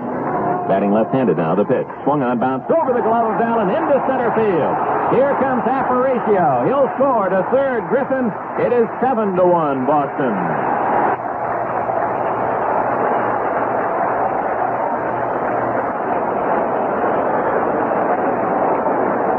Little Louis Aparicio has been up 3 times. He's scored 3 times. 5 singles for the Red Sox in the 5th inning. Scott, Canigliaro, and Aparicio in order to get 2 runs. And then with 2 outs, Griffin and Smith getting another run home as Griffin moved Aparicio to second, where he scored on Smith's single for Reggie Smith, his 28th RBI of the year. The hitter is Carl Yastrzemski, who is 2 for 2 and a walk. The Sox have done it with singles tonight. The pitch by Allen. Outside with a fastball. Red Sox, a run in the second, 3 in the third, 3 more here in the fifth inning. And they lead 7-1. Griffin from third base. Smith from first. The 1-ball pitch. In the dirt and blocked nicely by Moses, who scrambles after it out in front of the plate to keep Smith at first base. Yaz is the 8th man to come to bat for the Sox in the fifth inning. They've had base runners in every inning, at least 2 in every inning tonight. It's a good ball club. You bet Baltimore is worried about the threat from Boston. The pitch. Low with a change, 3-0, and the youngster Allen working gingerly with perhaps the superstar in the American League. If you polled the players, said, name one man that you would consider this league superstar, Yaz would win in a landslide. Runners lead from the corners, 3-0 pitch. Swung on, ground ball into center field for a base hit. Another run scores. Smith on his way to third. It's 8-1 Boston. Well, there are a lot of places in Boston and around the country that advertise and invite the swinging singles to come in and have some fun. Well, that's just what Boston is doing against Lloyd Allen in the fifth inning. Swinging singles, 6 of them produced 4 more runs. It is now 8-1 Boston. Lefty Phillips to the mound, and we're going to pause for relief. For station KAZL in Lancaster and all our Angel stations, we pause for station identification. From Fenway Park in Boston, this is the Angels Radio Network. This is Command Country.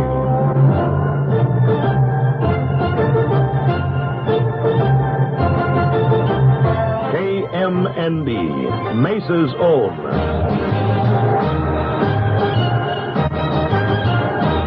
It's 29 and a half minutes past the hour of 6. His first inning of pitching as the Red Sox, Scott, Canigliaro, and Aparicio with 3 straight singles to greet him. That accounted for 2 runs. And after he got Josephson and Peters to fly to left, then Griffin, Smith, and Yastrzemski. Another singling triumvirate for Boston. And the Red Sox have 4 to pad an already 4-1 lead. It's 8-1. And Archie Reynolds asked to get the last man out in the fifth inning as the 9th man comes to bat. Rico Petrocelli, the only Red Sox player without a hit tonight. Yastrzemski, 3 for 3 and a walk. He has just knocked home his 30th run. Oh, my. Oakland 1-0 over Washington in the 7th. Cleveland got 3 in the first inning at Minnesota. That's Alan Foster against Bert Blyleven. So Blyleven gave up a trio to the Indians in the first. Baltimore at Milwaukee, Cuellar against Krause. Detroit scored in the first inning at Chicago. Ike Brown hit his 3rd home run of the year, no one on. So it's the Tigers 1, Chicago 0. Lolich against Wood in a battle of left-handers. 3-1 Kansas City. Leads the Yankees. No further report there. Their last call was in the bottom of the 5th inning. The Angels getting shelled by the Beantown gang, who lead 8-1. And with 2 outs in the 5th inning, the Red Sox have already logged 12 base hits. Reynolds completes his work. Arch is 0-2 with a 5.29 ERA.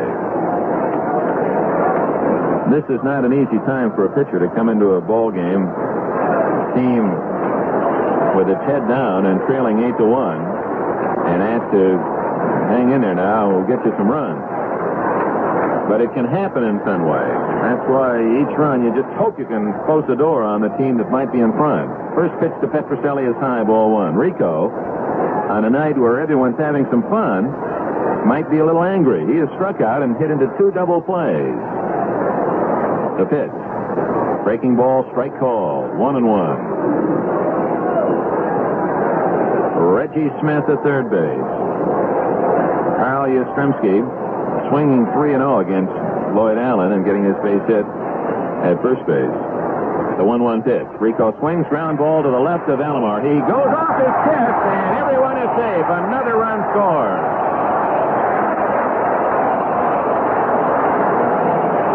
Alomar ball took a little higher bounce as it came to him, went off his glove and off his chest, rolled out behind second, and error charge to Sandy Alomar. And the last thing the Red Sox need is another out, but they've got one and another run. Smith scores. It's 9-1 Boston. Yass moves into second and saves Petrocelli at first base. The man who started it all with a single, an infield hit of about 40 feet, George Scott, who tapped one out in front of the plate. Hits for the second time. He's 1 for 2 in the game. He scored 2 runs. 5 runs for the Red Sox in the fifth. 9-1 the score of the fifth. Strike right down the middle.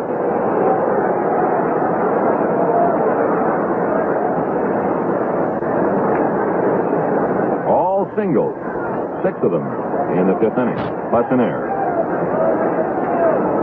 He has at second. Petrocelli at first. The pitch. Strike 2 call. Good pitch. Slider, knee high, outside corner. Billy C. on deck.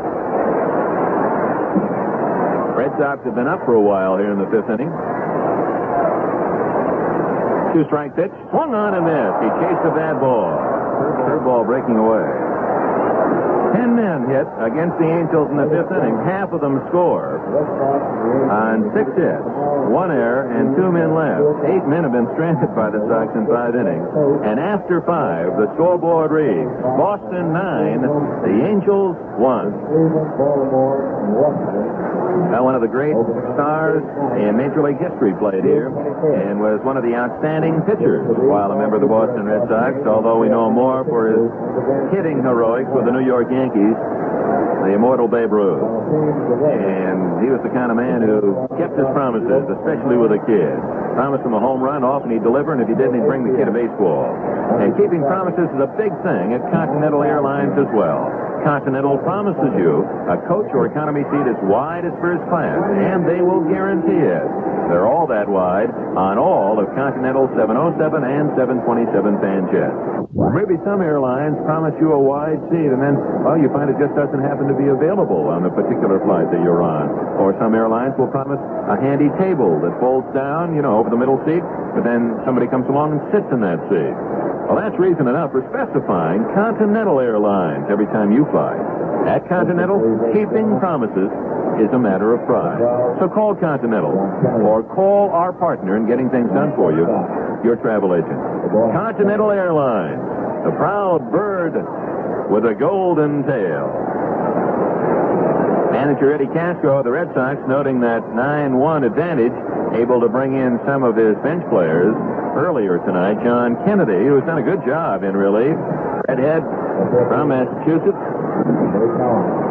Now at shortstop, replacing Louis Aparicio. So Louis, given the rest of the night off, he had 2 walks and a 2-run single and scored 3 times. Billy Cowan, the hitter, had been up once and struck out. Pitch swung on, a drive to left field. Yastrzemski on his horse. He won't be able to get to it. It's off the scoreboard. Yaz plays it quickly into second base, and Cowan has a sliding double.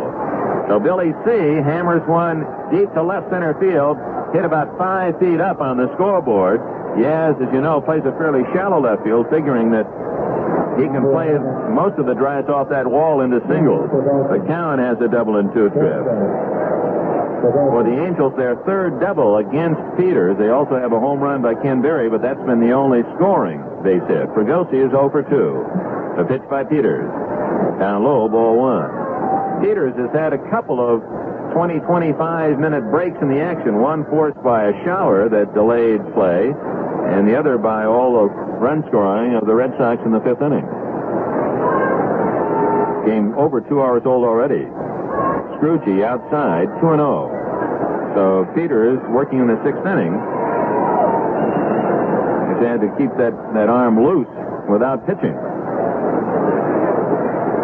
Cowan at second. 2 balls, no strikes to count to Jim Fregosi, 9-1 Boston. The pitch. Strike. Fastball down the middle. Alex Johnson started, and after batting in the 1st inning and grounding to 3rd on a play that he did not run out, Lefty Phillips took him out of the game, and Cowan replacing him. The pitch. Curve in the dirt. 3-1. And, of course, for Peters, who has not walked a man, with that 8-run cushion, he wants you to hit the ball. He does not want to give any free passes.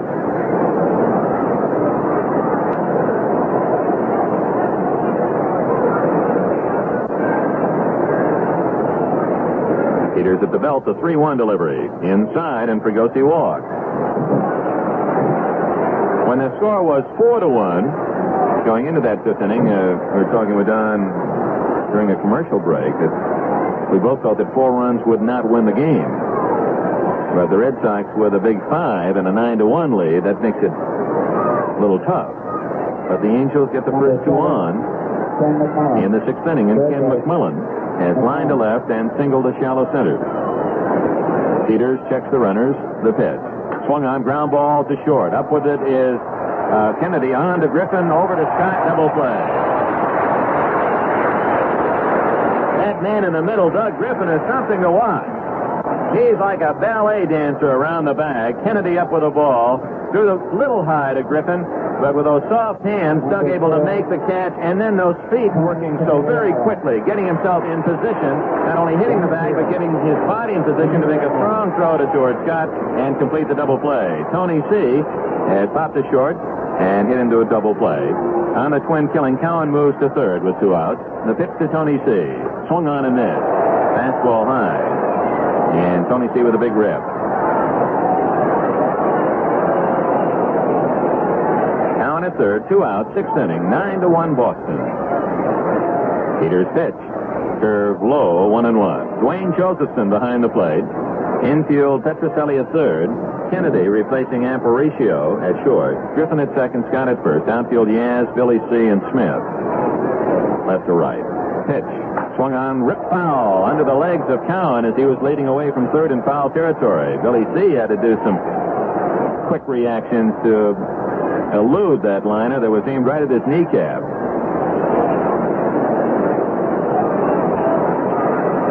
One ball, 2 strikes to Tony C. Peters from the full windup looks first to third, rocks into motion the pitch. Outside with a fastball. 2-2. Angels have 6 hits in 6 innings against Peters, and we'll repeat. The 6 hits include a home run and 3 doubles, but only the 1 run on Barry Sommer. The pitch. Curve swung on, line drive to left, but right at Yastrzemski. On the run, he makes the catch. No runs, a hit, no errors, a man left at third, and after 5.5, Boston 9, the Angels 1. Small car expert, you're on the air. I've been waiting for an hour to talk to you, and I'm calling from... Small car expert, go ahead, but don't be nasty. Hey, I've been listening to your show for weeks now, and you say there's a perfect Datsun for everybody. Yeah, what's your point, sir? I've got other calls. What about perfect economy? The Datsun 1200 2-door sedan. It's the little something. That's about perfect styling. You can't beat the something special, the Datsun 2-door coupe. You can beat it, but you'd probably dent up the hood. You get it? Small car expert. I was listening to that last guy, about a whole line of perfect Datsun. Uh-huh. Well, what about perfect convenience? The Datsun 5-door station wagon. It's a kick to drive. Well, perfect performance. I'd have to say the Datsun 240Z, hottest selling GT around. How about perfect comfort? The Datsun 510s, the 2- and 4-door sedans. Well, sounds like a perfect line, all right. Wait, you didn't ask about the Datsun pickup truck. I don't care about the Datsun pickup truck. Drive the Datsun, then decide. Be sure to see the full line of Datsuns at Auto Expo Sports Arena now through June the 6th.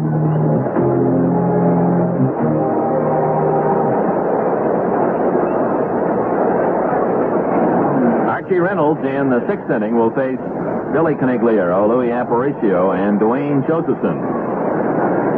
Red Sox 9, the Angels 1, first of 3. Games tomorrow and Sunday, afternoon games in Boston. It'll come your way on the coast, 10:40 our broadcast time tomorrow. Tom Murphy against Kim Lonborg. And Sunday, on radio and television in Southern California, Clyde Wright and Sonny Siebert. That's quite a pitching matchup. Wright, who has been the best starter for the Angels, is 5-4. And Sonny Siebert, 9-1 for Boston. 10:30 our pregame time on television, and our pregame guest will be Chico Ruiz. Reynolds delivers. It's foul. No, it's cued off the head of the bat. Wiggles down to Spencer, who's in at first. He tosses to Reynolds for the out. That one started foul, and then had so much English cued off the head of the bat that it just spun to the right of Spencer. He had to move quickly to glove it, and then underhand is tossed. Archie Reynolds covering for the out. Spencer replacing Jim Fregosi at first base. Jim still does not feel comfortable at first. He is not a first baseman, but manager Phillips hoping to keep his bat in the lineup and get some right-handed strength in against Gary Peters, but it did not work tonight. First pitch to John Kennedy. Misses inside. Kennedy up for the first time. Swings and grounds it foul to Eddie Popovich, the coach at third. Aparicio in a slump, but he scored 3 times in 3 at-bats, 2 walks, and a 2-run single. John Kennedy up over the 300 mark in his relief work, batting .370. He has 10 hits and 27 at-bats. A couple of runs batted in. 1 out, no one on. 6th inning, 9-1 Boston. Reynolds delivers. Kennedy takes a breaking ball for a strike. 1-2 the count.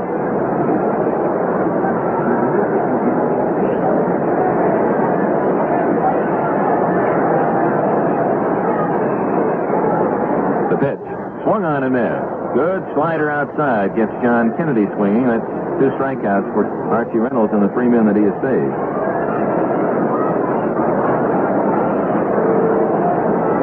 With 2 outs, catcher Dwayne Josephson 1 for 3, but it was a big one. A line drive double off the glove of Billy Cowan, leaping against the wall in left field. Bases loaded at the time, and with 2 outs, 3 men scored. Andy Messersmith thought he had Josephson struck out a couple of times before the double. The pitch grounded hard and fouled Popovich. One-handed, knocked it down, and here we had one of those behind-the-back flips to the pitch of Archie Reynolds. The Popovich act strikes again.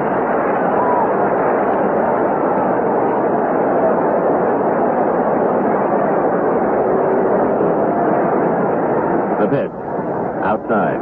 Popowski will go into a big windmill windup and then throw the ball behind his back while looking at the pitcher all the time. So the ball seems to shoot out of nowhere, and he has great accuracy with the throw.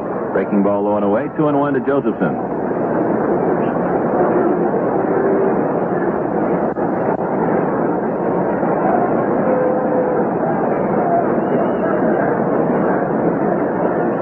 The 2-1 pitch by Archie Reynolds. Ground ball sharply through to left field. Between Alomar and McMullen, Cowan plays it to second. Dwayne Josephson has his second hit of the night, the first off Reynolds, and the 13th hit for Boston. Gary Peters is the hitter.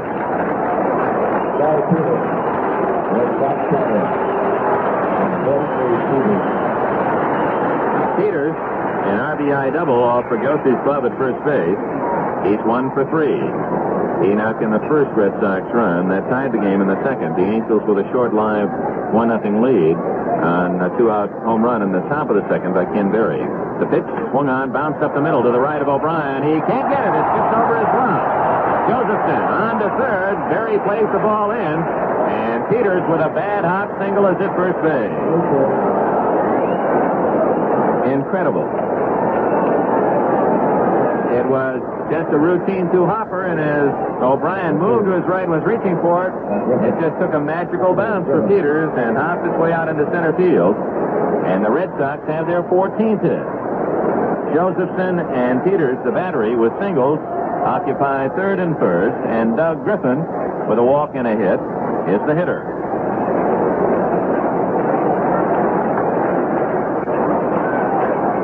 The pitch by Reynolds.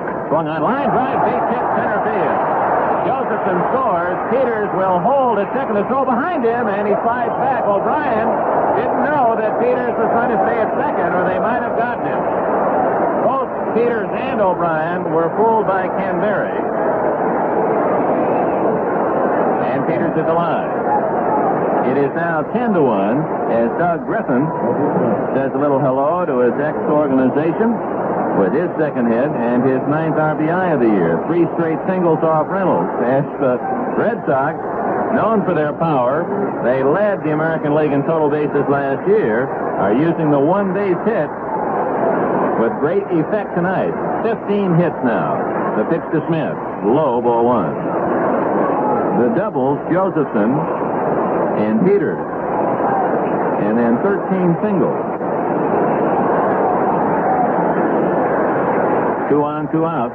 There's a strike on the inside corner, 1-1. Peters at second, Griffin at first. 10-1, Boston leads. Reggie Smith has a couple of hits and 4 at-bats, has driven in 1 run. The pitch swung on and missed. Shot that swing through a fastball. 1-2. The Angels last year were 3-3 here at Fenway, and they beat the Red Sox in the season series 7-5. The pitch, high, 2-2. Reggie from Centennial High School. Don Wilson, great pitcher with the Astros, big right-hander. High school teammates, playground teammates. The pitch, swung on and missed. No, he got a piece of it. He just did foul it out of the glove of Moses. Jerry had it for a moment, but it twisted away from the leather, and the count remains even at 2-2. The Sox hitting in bunches. And 3 straight singles here in the 6th to add another run to their growing lead. The pitch. Swung on a high pop fly behind third. Alomar with a long run to the foul line. In comes Cowan. He wants it, and he makes the play. The Sox, with a run on 3 singles, no errors, leave 2 more, have now stranded 10. And after 6 innings of play at Fenway Park, Boston 10. The Angels 1. Does F310 work? 297 cars, representing California's total car population, tested Chevron gasoline with F310 for 2,000 miles. Here are comments some of the participants made after the test. Mr. Gustav Malman. Well, it was just like I had a tune-up in the car. It ran smoother, and it performed better. Lynn Stanley. That the engine didn't die near as often, and of course we felt like that there was quite an improvement in its running quality. Mrs. Grace Beal. When I would start the car, just billows of black smoke would come out of it. But when I used the F310, that really didn't happen. Not all cars in the test showed emission reductions. However, projecting the F310 test results for the group as a whole to all cars in the 8 western states, emissions compared to levels before F310 would be reduced by almost 1,500,000 tons per year. F310. It works.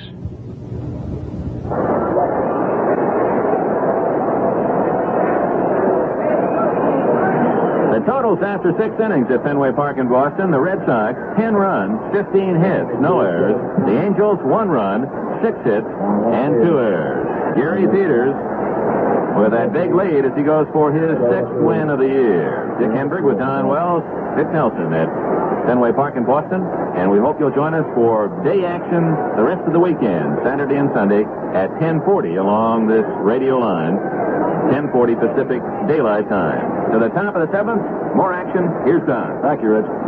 George Thomas gets a chance to play. The ex-Angel, George probably told Carl Yastrzemski they're putting him in for defensive purposes, but Thomas in left field taking over for Yaz. And Joe LaHoo in right field taking over for Reggie Smith. First batter, Sid O'Brien. Sid 1 for 2. He doubled in the 4th inning. Rams a 2-base hit down in the left field corner, and he grounds it out in the 2nd inning. And the delivery by Gary Peters, fastball low for ball 1. Of course, Gary now pitching an entirely different game than the way it started off. Now with a 9-run lead. You don't have to be as cautious as you were before. Out over the plate with this pitch, fly ball center field straight away, handled easily by Billy Caniglio. And the Angels have 1 down, and the batter will be center fielder Ken Berry.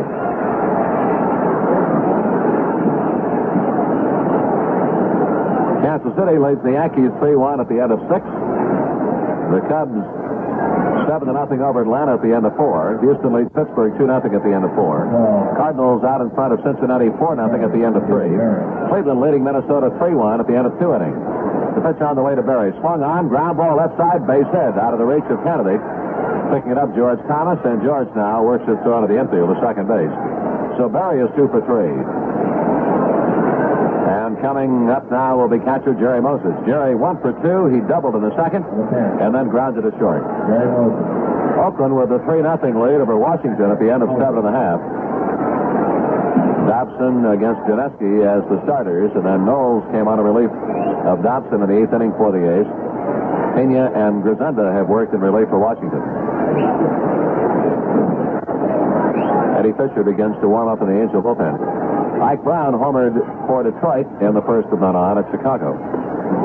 Bluff bunt here by Moses, and a good pitch by Gary Peters for a strike to make it 0-1. So with a home run by Ike Brown, his 3rd of the year, the Tigers have a 1-0 lead over Chicago. First inning, Lolich against Wood. 1 strike delivery is a curve outside, and the count 1-1. And that brings you up to date on all the scores. That Baltimore-Milwaukee game, Cuellar against Lou Crouch.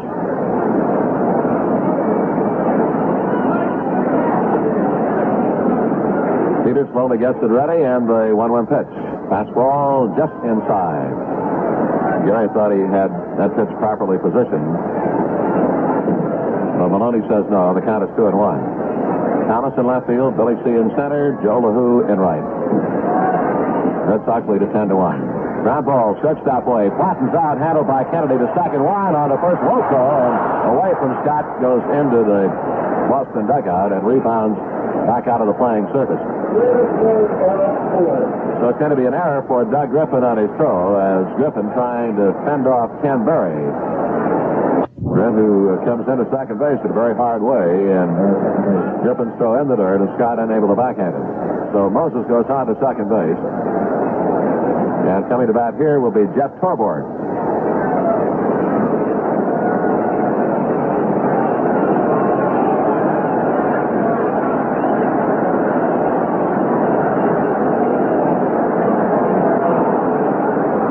Torborg batting for the pitcher, batting for Archie Reynolds. So Eddie Fisher will be the new pitcher.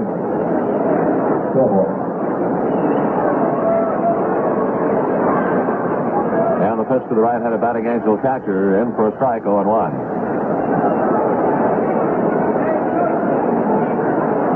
The Angels have 2 down, a runner at second base, Jerry Moses. Boston leading at 10-1. Curve, foul tipped it.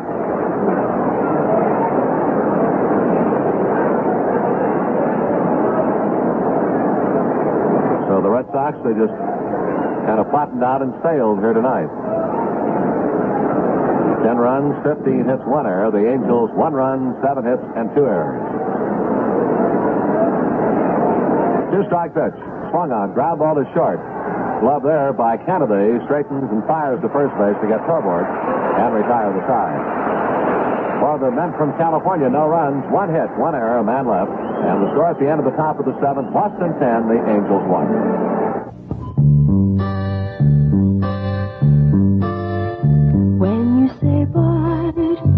You've said a lot of things nobody else can say.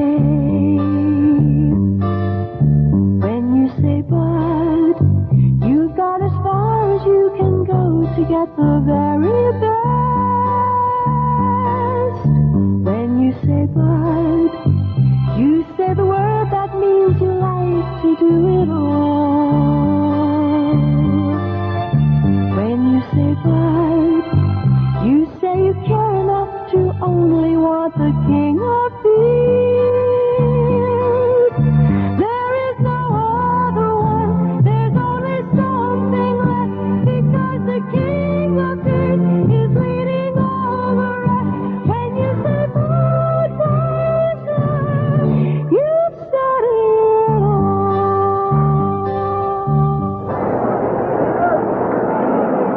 Eddie Fisher has arrived. So Eddie will take over now against the Red Sox in the last half of the 7th inning. Eddie will face Carl Yastrzemski. They'll make a change tonight with Diaz out of the lineup now. And it appears that Joe LaHoo will bat in that particular spot in the order.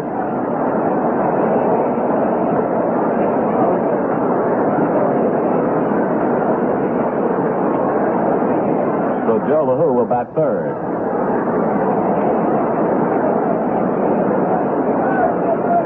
The Angels return to Anaheim Stadium next Tuesday on the 8th. 9-game stand with the Yankees, Washington, and with this Boston outfit. Disneyland Fun Day will be on Sunday, June 13th. That tops the special events calendar. So we will have New York, Washington, and the Red Sox.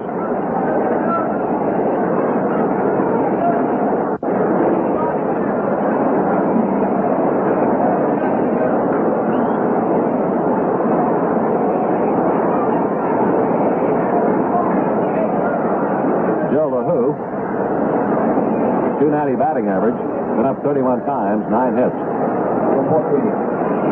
And he has 4 RBIs, left-handed batter.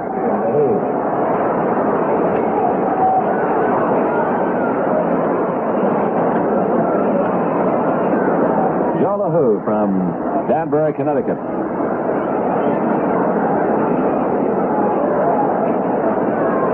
A lot of the posture of Carl Yastrzemski for LaHoo when he's at home plate. He holds the bat in a similar way, away from his body and extremely high. Hands up above the shoulder level. First delivery, knuckleball that roamed away from Jerry Moses, ball one. Next one is cut on and missed. And the count is 1-1.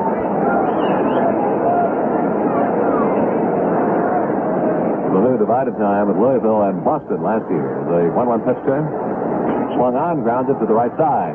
Sid O'Brien has it. The toss to first to Jim Spencer for the out. So LaHoo is disposed of quite easily by Eddie Fisher. Eddie, the fifth Angel pitcher tonight. Andy Messersmith. Andy was gone in the fourth inning. Andy Hassler worked in the fourth inning, and then he was replaced by Lloyd Allen. And then Archie Reynolds came on to take over for Allen in that same inning in the fifth. Rico Petroselli, the batter, and the knuckles finds its way, strike one. Rico 0 for 4 tonight. Struck out twice, has pounded into double plays, and last time reached on the air charge to Alomar. Smash right at the second baseman O'Brien, off his glove and chest, but Sid plays it out in front of him and then makes the toss to Spencer. So they're 2 away. And we'll take a moment here to pause for station identification. This is the Angels Radio Network.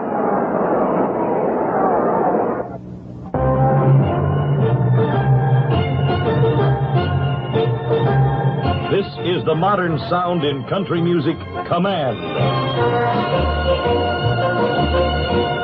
KMND, Mesa's own. It's 30 seconds before 7 o'clock. He has collected his second hit. Scottman is 2 for 4. Walked and scored in the third, had an infield hit and scored in the fifth. Batter Billy Canigliaro. Canigliaro 2 for 3. He has scored twice. So another single goes into the Boston book. They have 16 hits. 14 have been singles. They really rattle the ball around in that way. Swung and a miss on the knuckleball for strike one.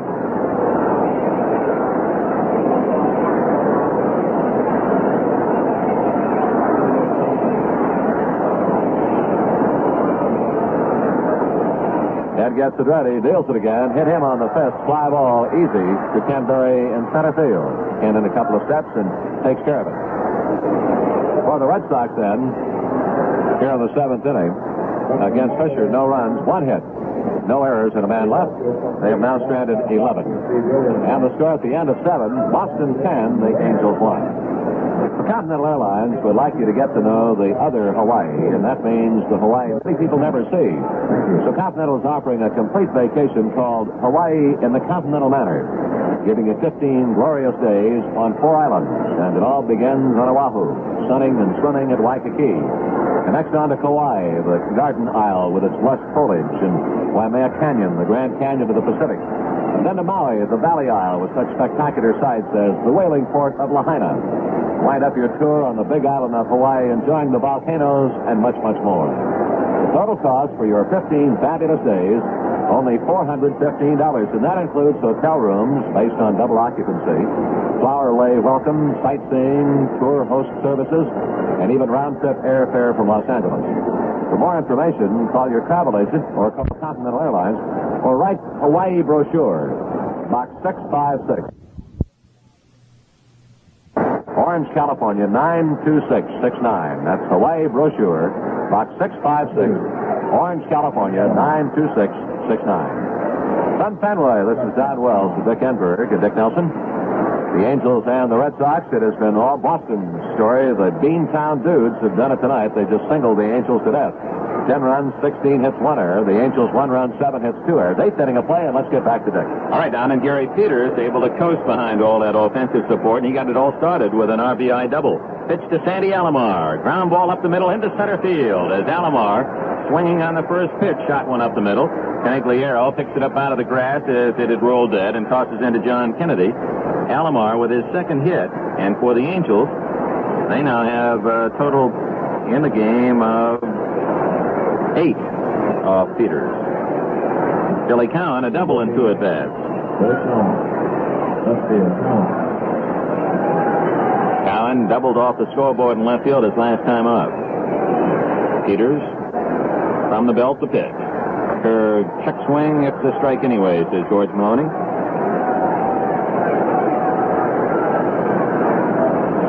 The Red Sox have done such a great job, although this has been not a night where defense is shown. That's where they've really improved themselves. A high fly ball hooking in the corner with a lot of bite, but it's up on the roof about 15 feet foul. 2 strikes to Cowan. The Red Sox were last in the American League last year in club fielding. In contrast this year, you just look at that error column, you see how much they've improved. The pitch. Inside with a fastball. They have made only 32 errors. The Angels have committed 52. And that man at second base with the magic feet, Doug Griffin.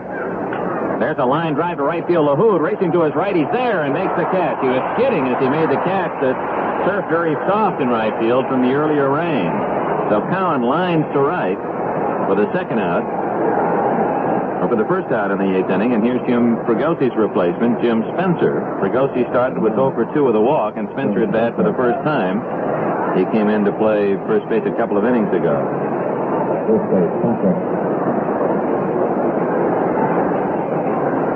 Spencer against the left-hander Peters. Jim's average 182, 7 home runs. Alomar at first. The pitch. Low and outside, ball 1. Louis Tiant, who has been recalled by the Red Sox from Louisville.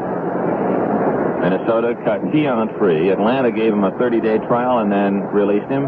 The Red Sox picked up the right-hander, and now he's back with a big club. The pitch swung on, ground ball to the second. Could be 2. Griffin to Kennedy. Kennedy to first. Double play. Oh, that Doug Griffin is something. He gets that ball to the next man so quickly. In this case, he had already positioned himself, turned his body so when the ball hit the leather, it was out of that glove and on its way to the shortstop, Kennedy, who fielded the throw and then back to first base for the 3rd double play for the Red Sox, supporting Peters tonight. They should have had another. In the 8th inning, no runs, a hit, no errors, and no one left for the Angels. We go to the home half of the 8th inning. Red Sox 10, Angels 1. Hello, small car expert. You're on the air. You want to turn your radio down, please? Oh, I'm sorry. A small car expert, did you tell that last caller that there's a perfect Datsun for everyone? Yes, I did. Small car expert, you're on the air. I'm looking for a zippy 2-door sedan. Try the Datsun 510. Goes from 0 to 60 in less than 14 seconds. But it's got to be comfortable. It is. Small car expert. Listen, I've had it with my small cars. Kids climbing on me, dog with a hot tongue panting all over the back seat. I need more room. I'd suggest the Datsun 510 4-door. Plenty of room and at a very low cost. How about a station wagon? Datsun makes a 5-door wagon. Plenty of extras included in the purchase price. Does Datsun make a truck? Yep, the perfect pickup. Little Hustler, America's best-selling import truck. Listen, I got to take another call. Anything else? Yeah, is my husband with you?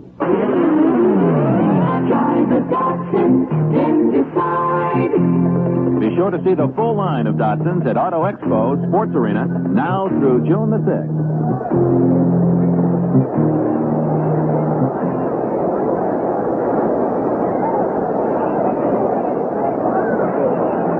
In the bottom of the 8th inning, John Kennedy, Dwayne Josephson, and Gary Peters to face Eddie Fisher, the 5th pitcher used by manager Lefty Phillips of the Angels. Fisher came in the last inning and allowed just 1 hit. Scott singled. Knuckleballer winds the pitch. Kennedy looks at a knuckler at the strike.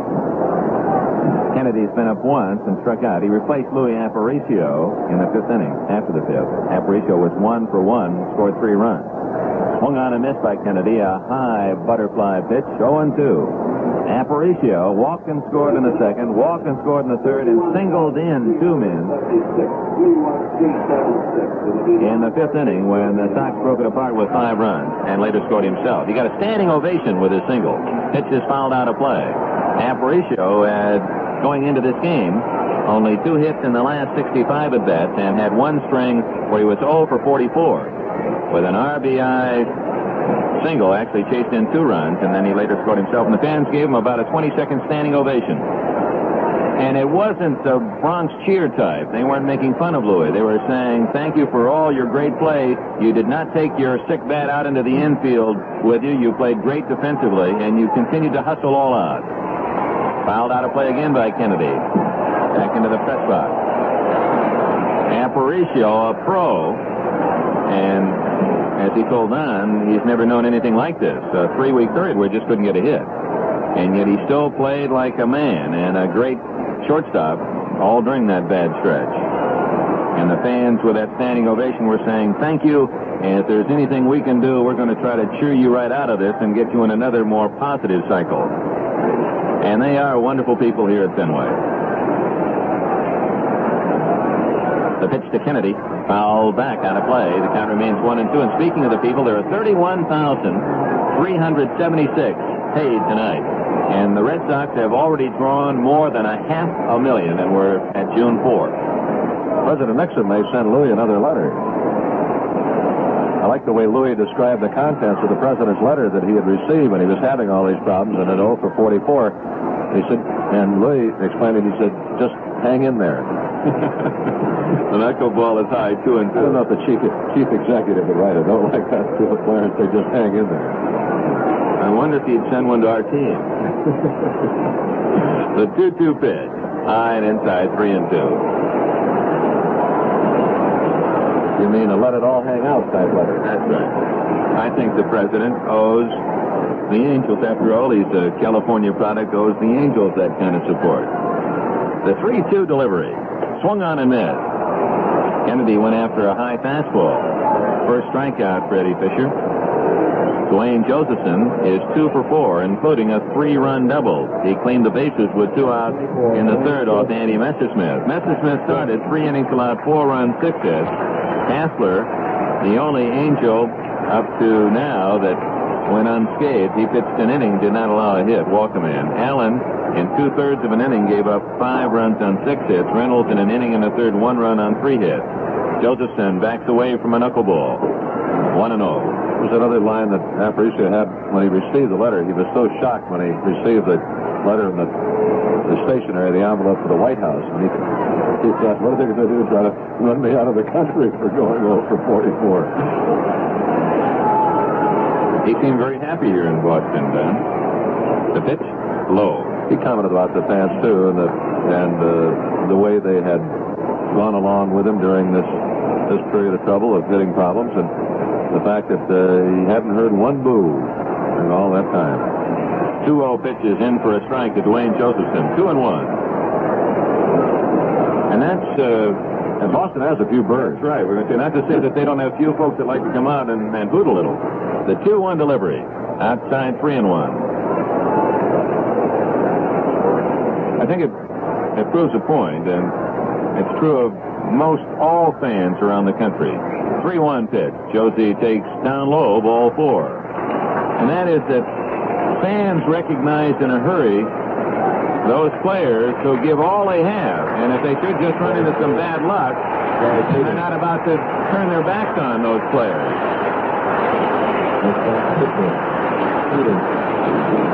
Peters gets a hand from the Fenway faithful. He has scattered 8 hits tonight and leads in the game 10-1, and also has a couple of base hits himself. He's 2 for 4.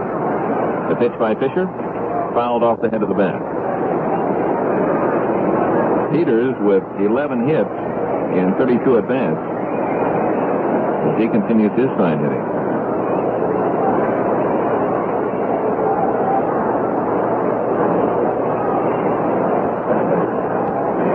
Here's the pitch. Swung on and fouled out of the glove of Moses, 0-2.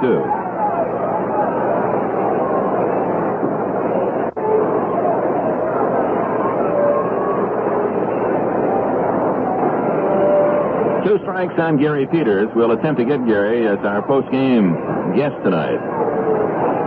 Josephson at first base. The pitch swung on and missed. Strike 3, and he wasn't cheated on the swing. He had a good cut. 2 strikeouts for Fisher, and Peters, after striking out, gets another hand as he walks back to the dugout. Doug Griffin has scored a run, knocked in a run. He's 2 for 4. He's also walked. And made some fine plays in the infield. The pitch by Fisher. Low, ball 1.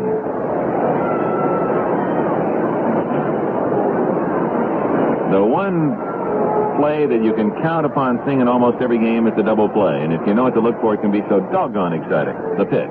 High, 2-0. And when you get a man in the middle, Al Alomar has the talent and Griffin the talent. Magic feet, very quick feet. The key to getting to the base, hitting the base, able to move the feet to get them in position for a throw, and doing it all with such a clever, quick action. This one is tapped up the third baseline foul. And Griffin tonight has shown just that. He's great talent. In addition, Doug has put on a lot of weight. Yeah, he's really ballooned.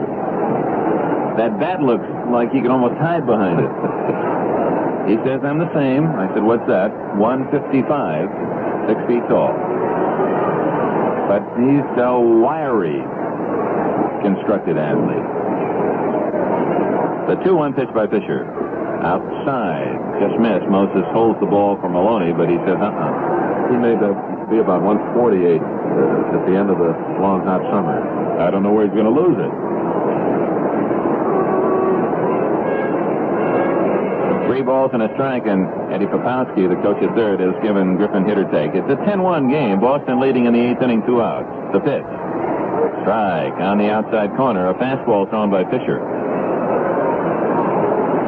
And the Angels knew he was a good one, and so did everyone else in the American League, but they also knew that Griffin was available because of Alomar's talent.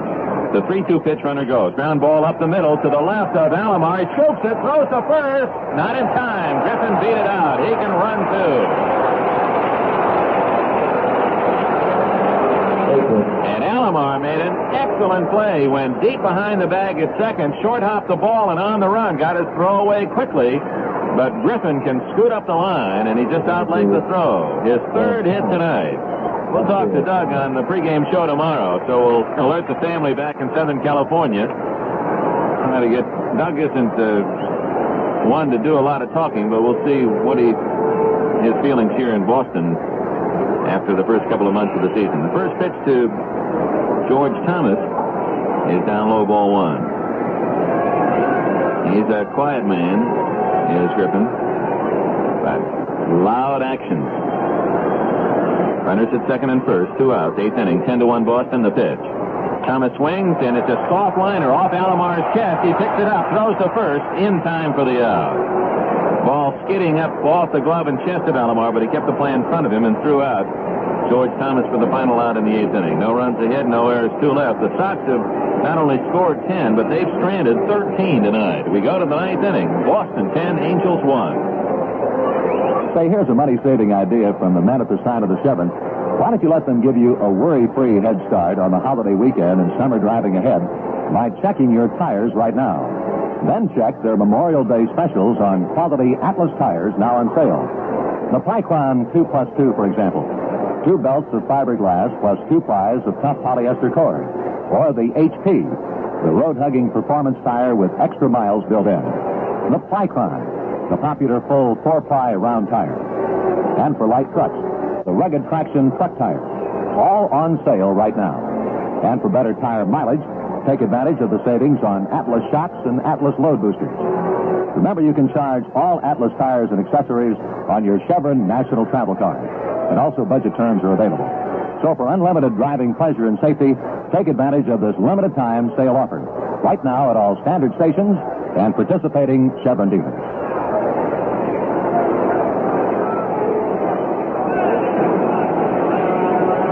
In the 9th inning, the Angels trailing 10-1 send Ken McMillan, Tony Canigliaro, and Sid O'Brien after Gary Peter.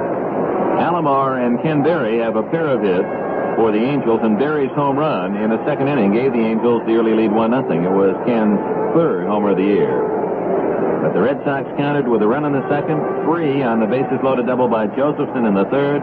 Then they used 6 hits, rattled off young Lloyd Allen to score 4 more, plus an error that got him a 5th run in the 5th. And then a run on 3 singles against Archie Reynolds in the 6th inning to lead 10-1. Single and 3 at-bats. Gary Peters kicks and deals. High with a fastball. 34-year-old veteran from Pennsylvania. He was an all-state high school basketball player. He was in the minor leagues 7 years before the White Sox gave him a chance, and he immediately won Rookie of the Year honors. Sends a fastball high and away 2-0. And wants an exchange of baseball. In 1963, His rookie season, Peters won 19 and lost only 8 with a top ERA in the American League, 2.33. Capture the first-year honors. 2-0 pitch. Swung on. Fly ball to right center. Not hit that well. LaHoo is under it. He makes the catch. LaHoo moving quickly to his right to make the play. 1 out. Tony Conigliaro, returning home, has popped up, grounded into a double play, and sent a line drive out to left. A lot of fans came to see Conigliaro tonight and to cheer him. And many still offering their support. Peters 2 outs away from a complete game win. Delivers. Curve lined over the shortstop's head and falling into left field. A soft line drive base hit for Tony C. Thomas plays it back into the infield. The Angels have Conigliaro at first base with 1 out in the 9th inning. That's 9 hits against Peters. Sid O'Brien has one of them, a double into the left field corner in the 4th. He's 1 for 3.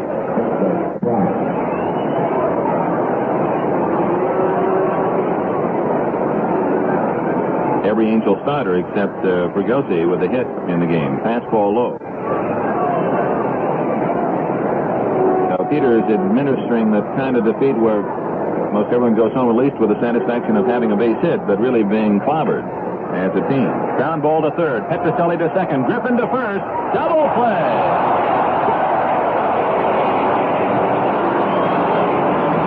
Petrocelli to Griffin to Scott, and Gary Peters scatters 9 hits. He is supported by 4 double plays, and the Sox just missed another in the ball game as Boston clobbers the Angels 10-1 in the first of 3 at Fenway Park in Boston. We'll check the totals in just a moment. When you say Bud, you said a lot of things nobody else can say. When you say Bud, you've gone as far as you can go to get the very best.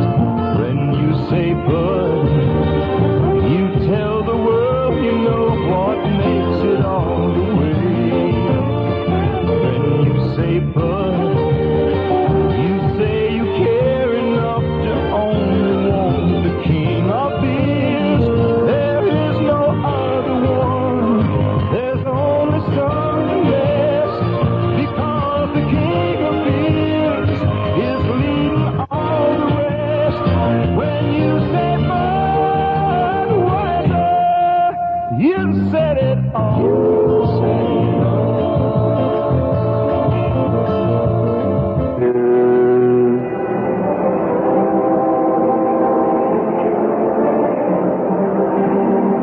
Right here are the totals for the Red Sox. 10 runs, 17 hits, 1 error, left 13 men on. For the Angels, 1 run, 9 hits, 2 errors, stranded 5 men. Time of the game, 2 hours, 33 minutes. Gary Peters, the winner, 6 and 4. And the last two, Andy Messersmith, Andy 5 and 6.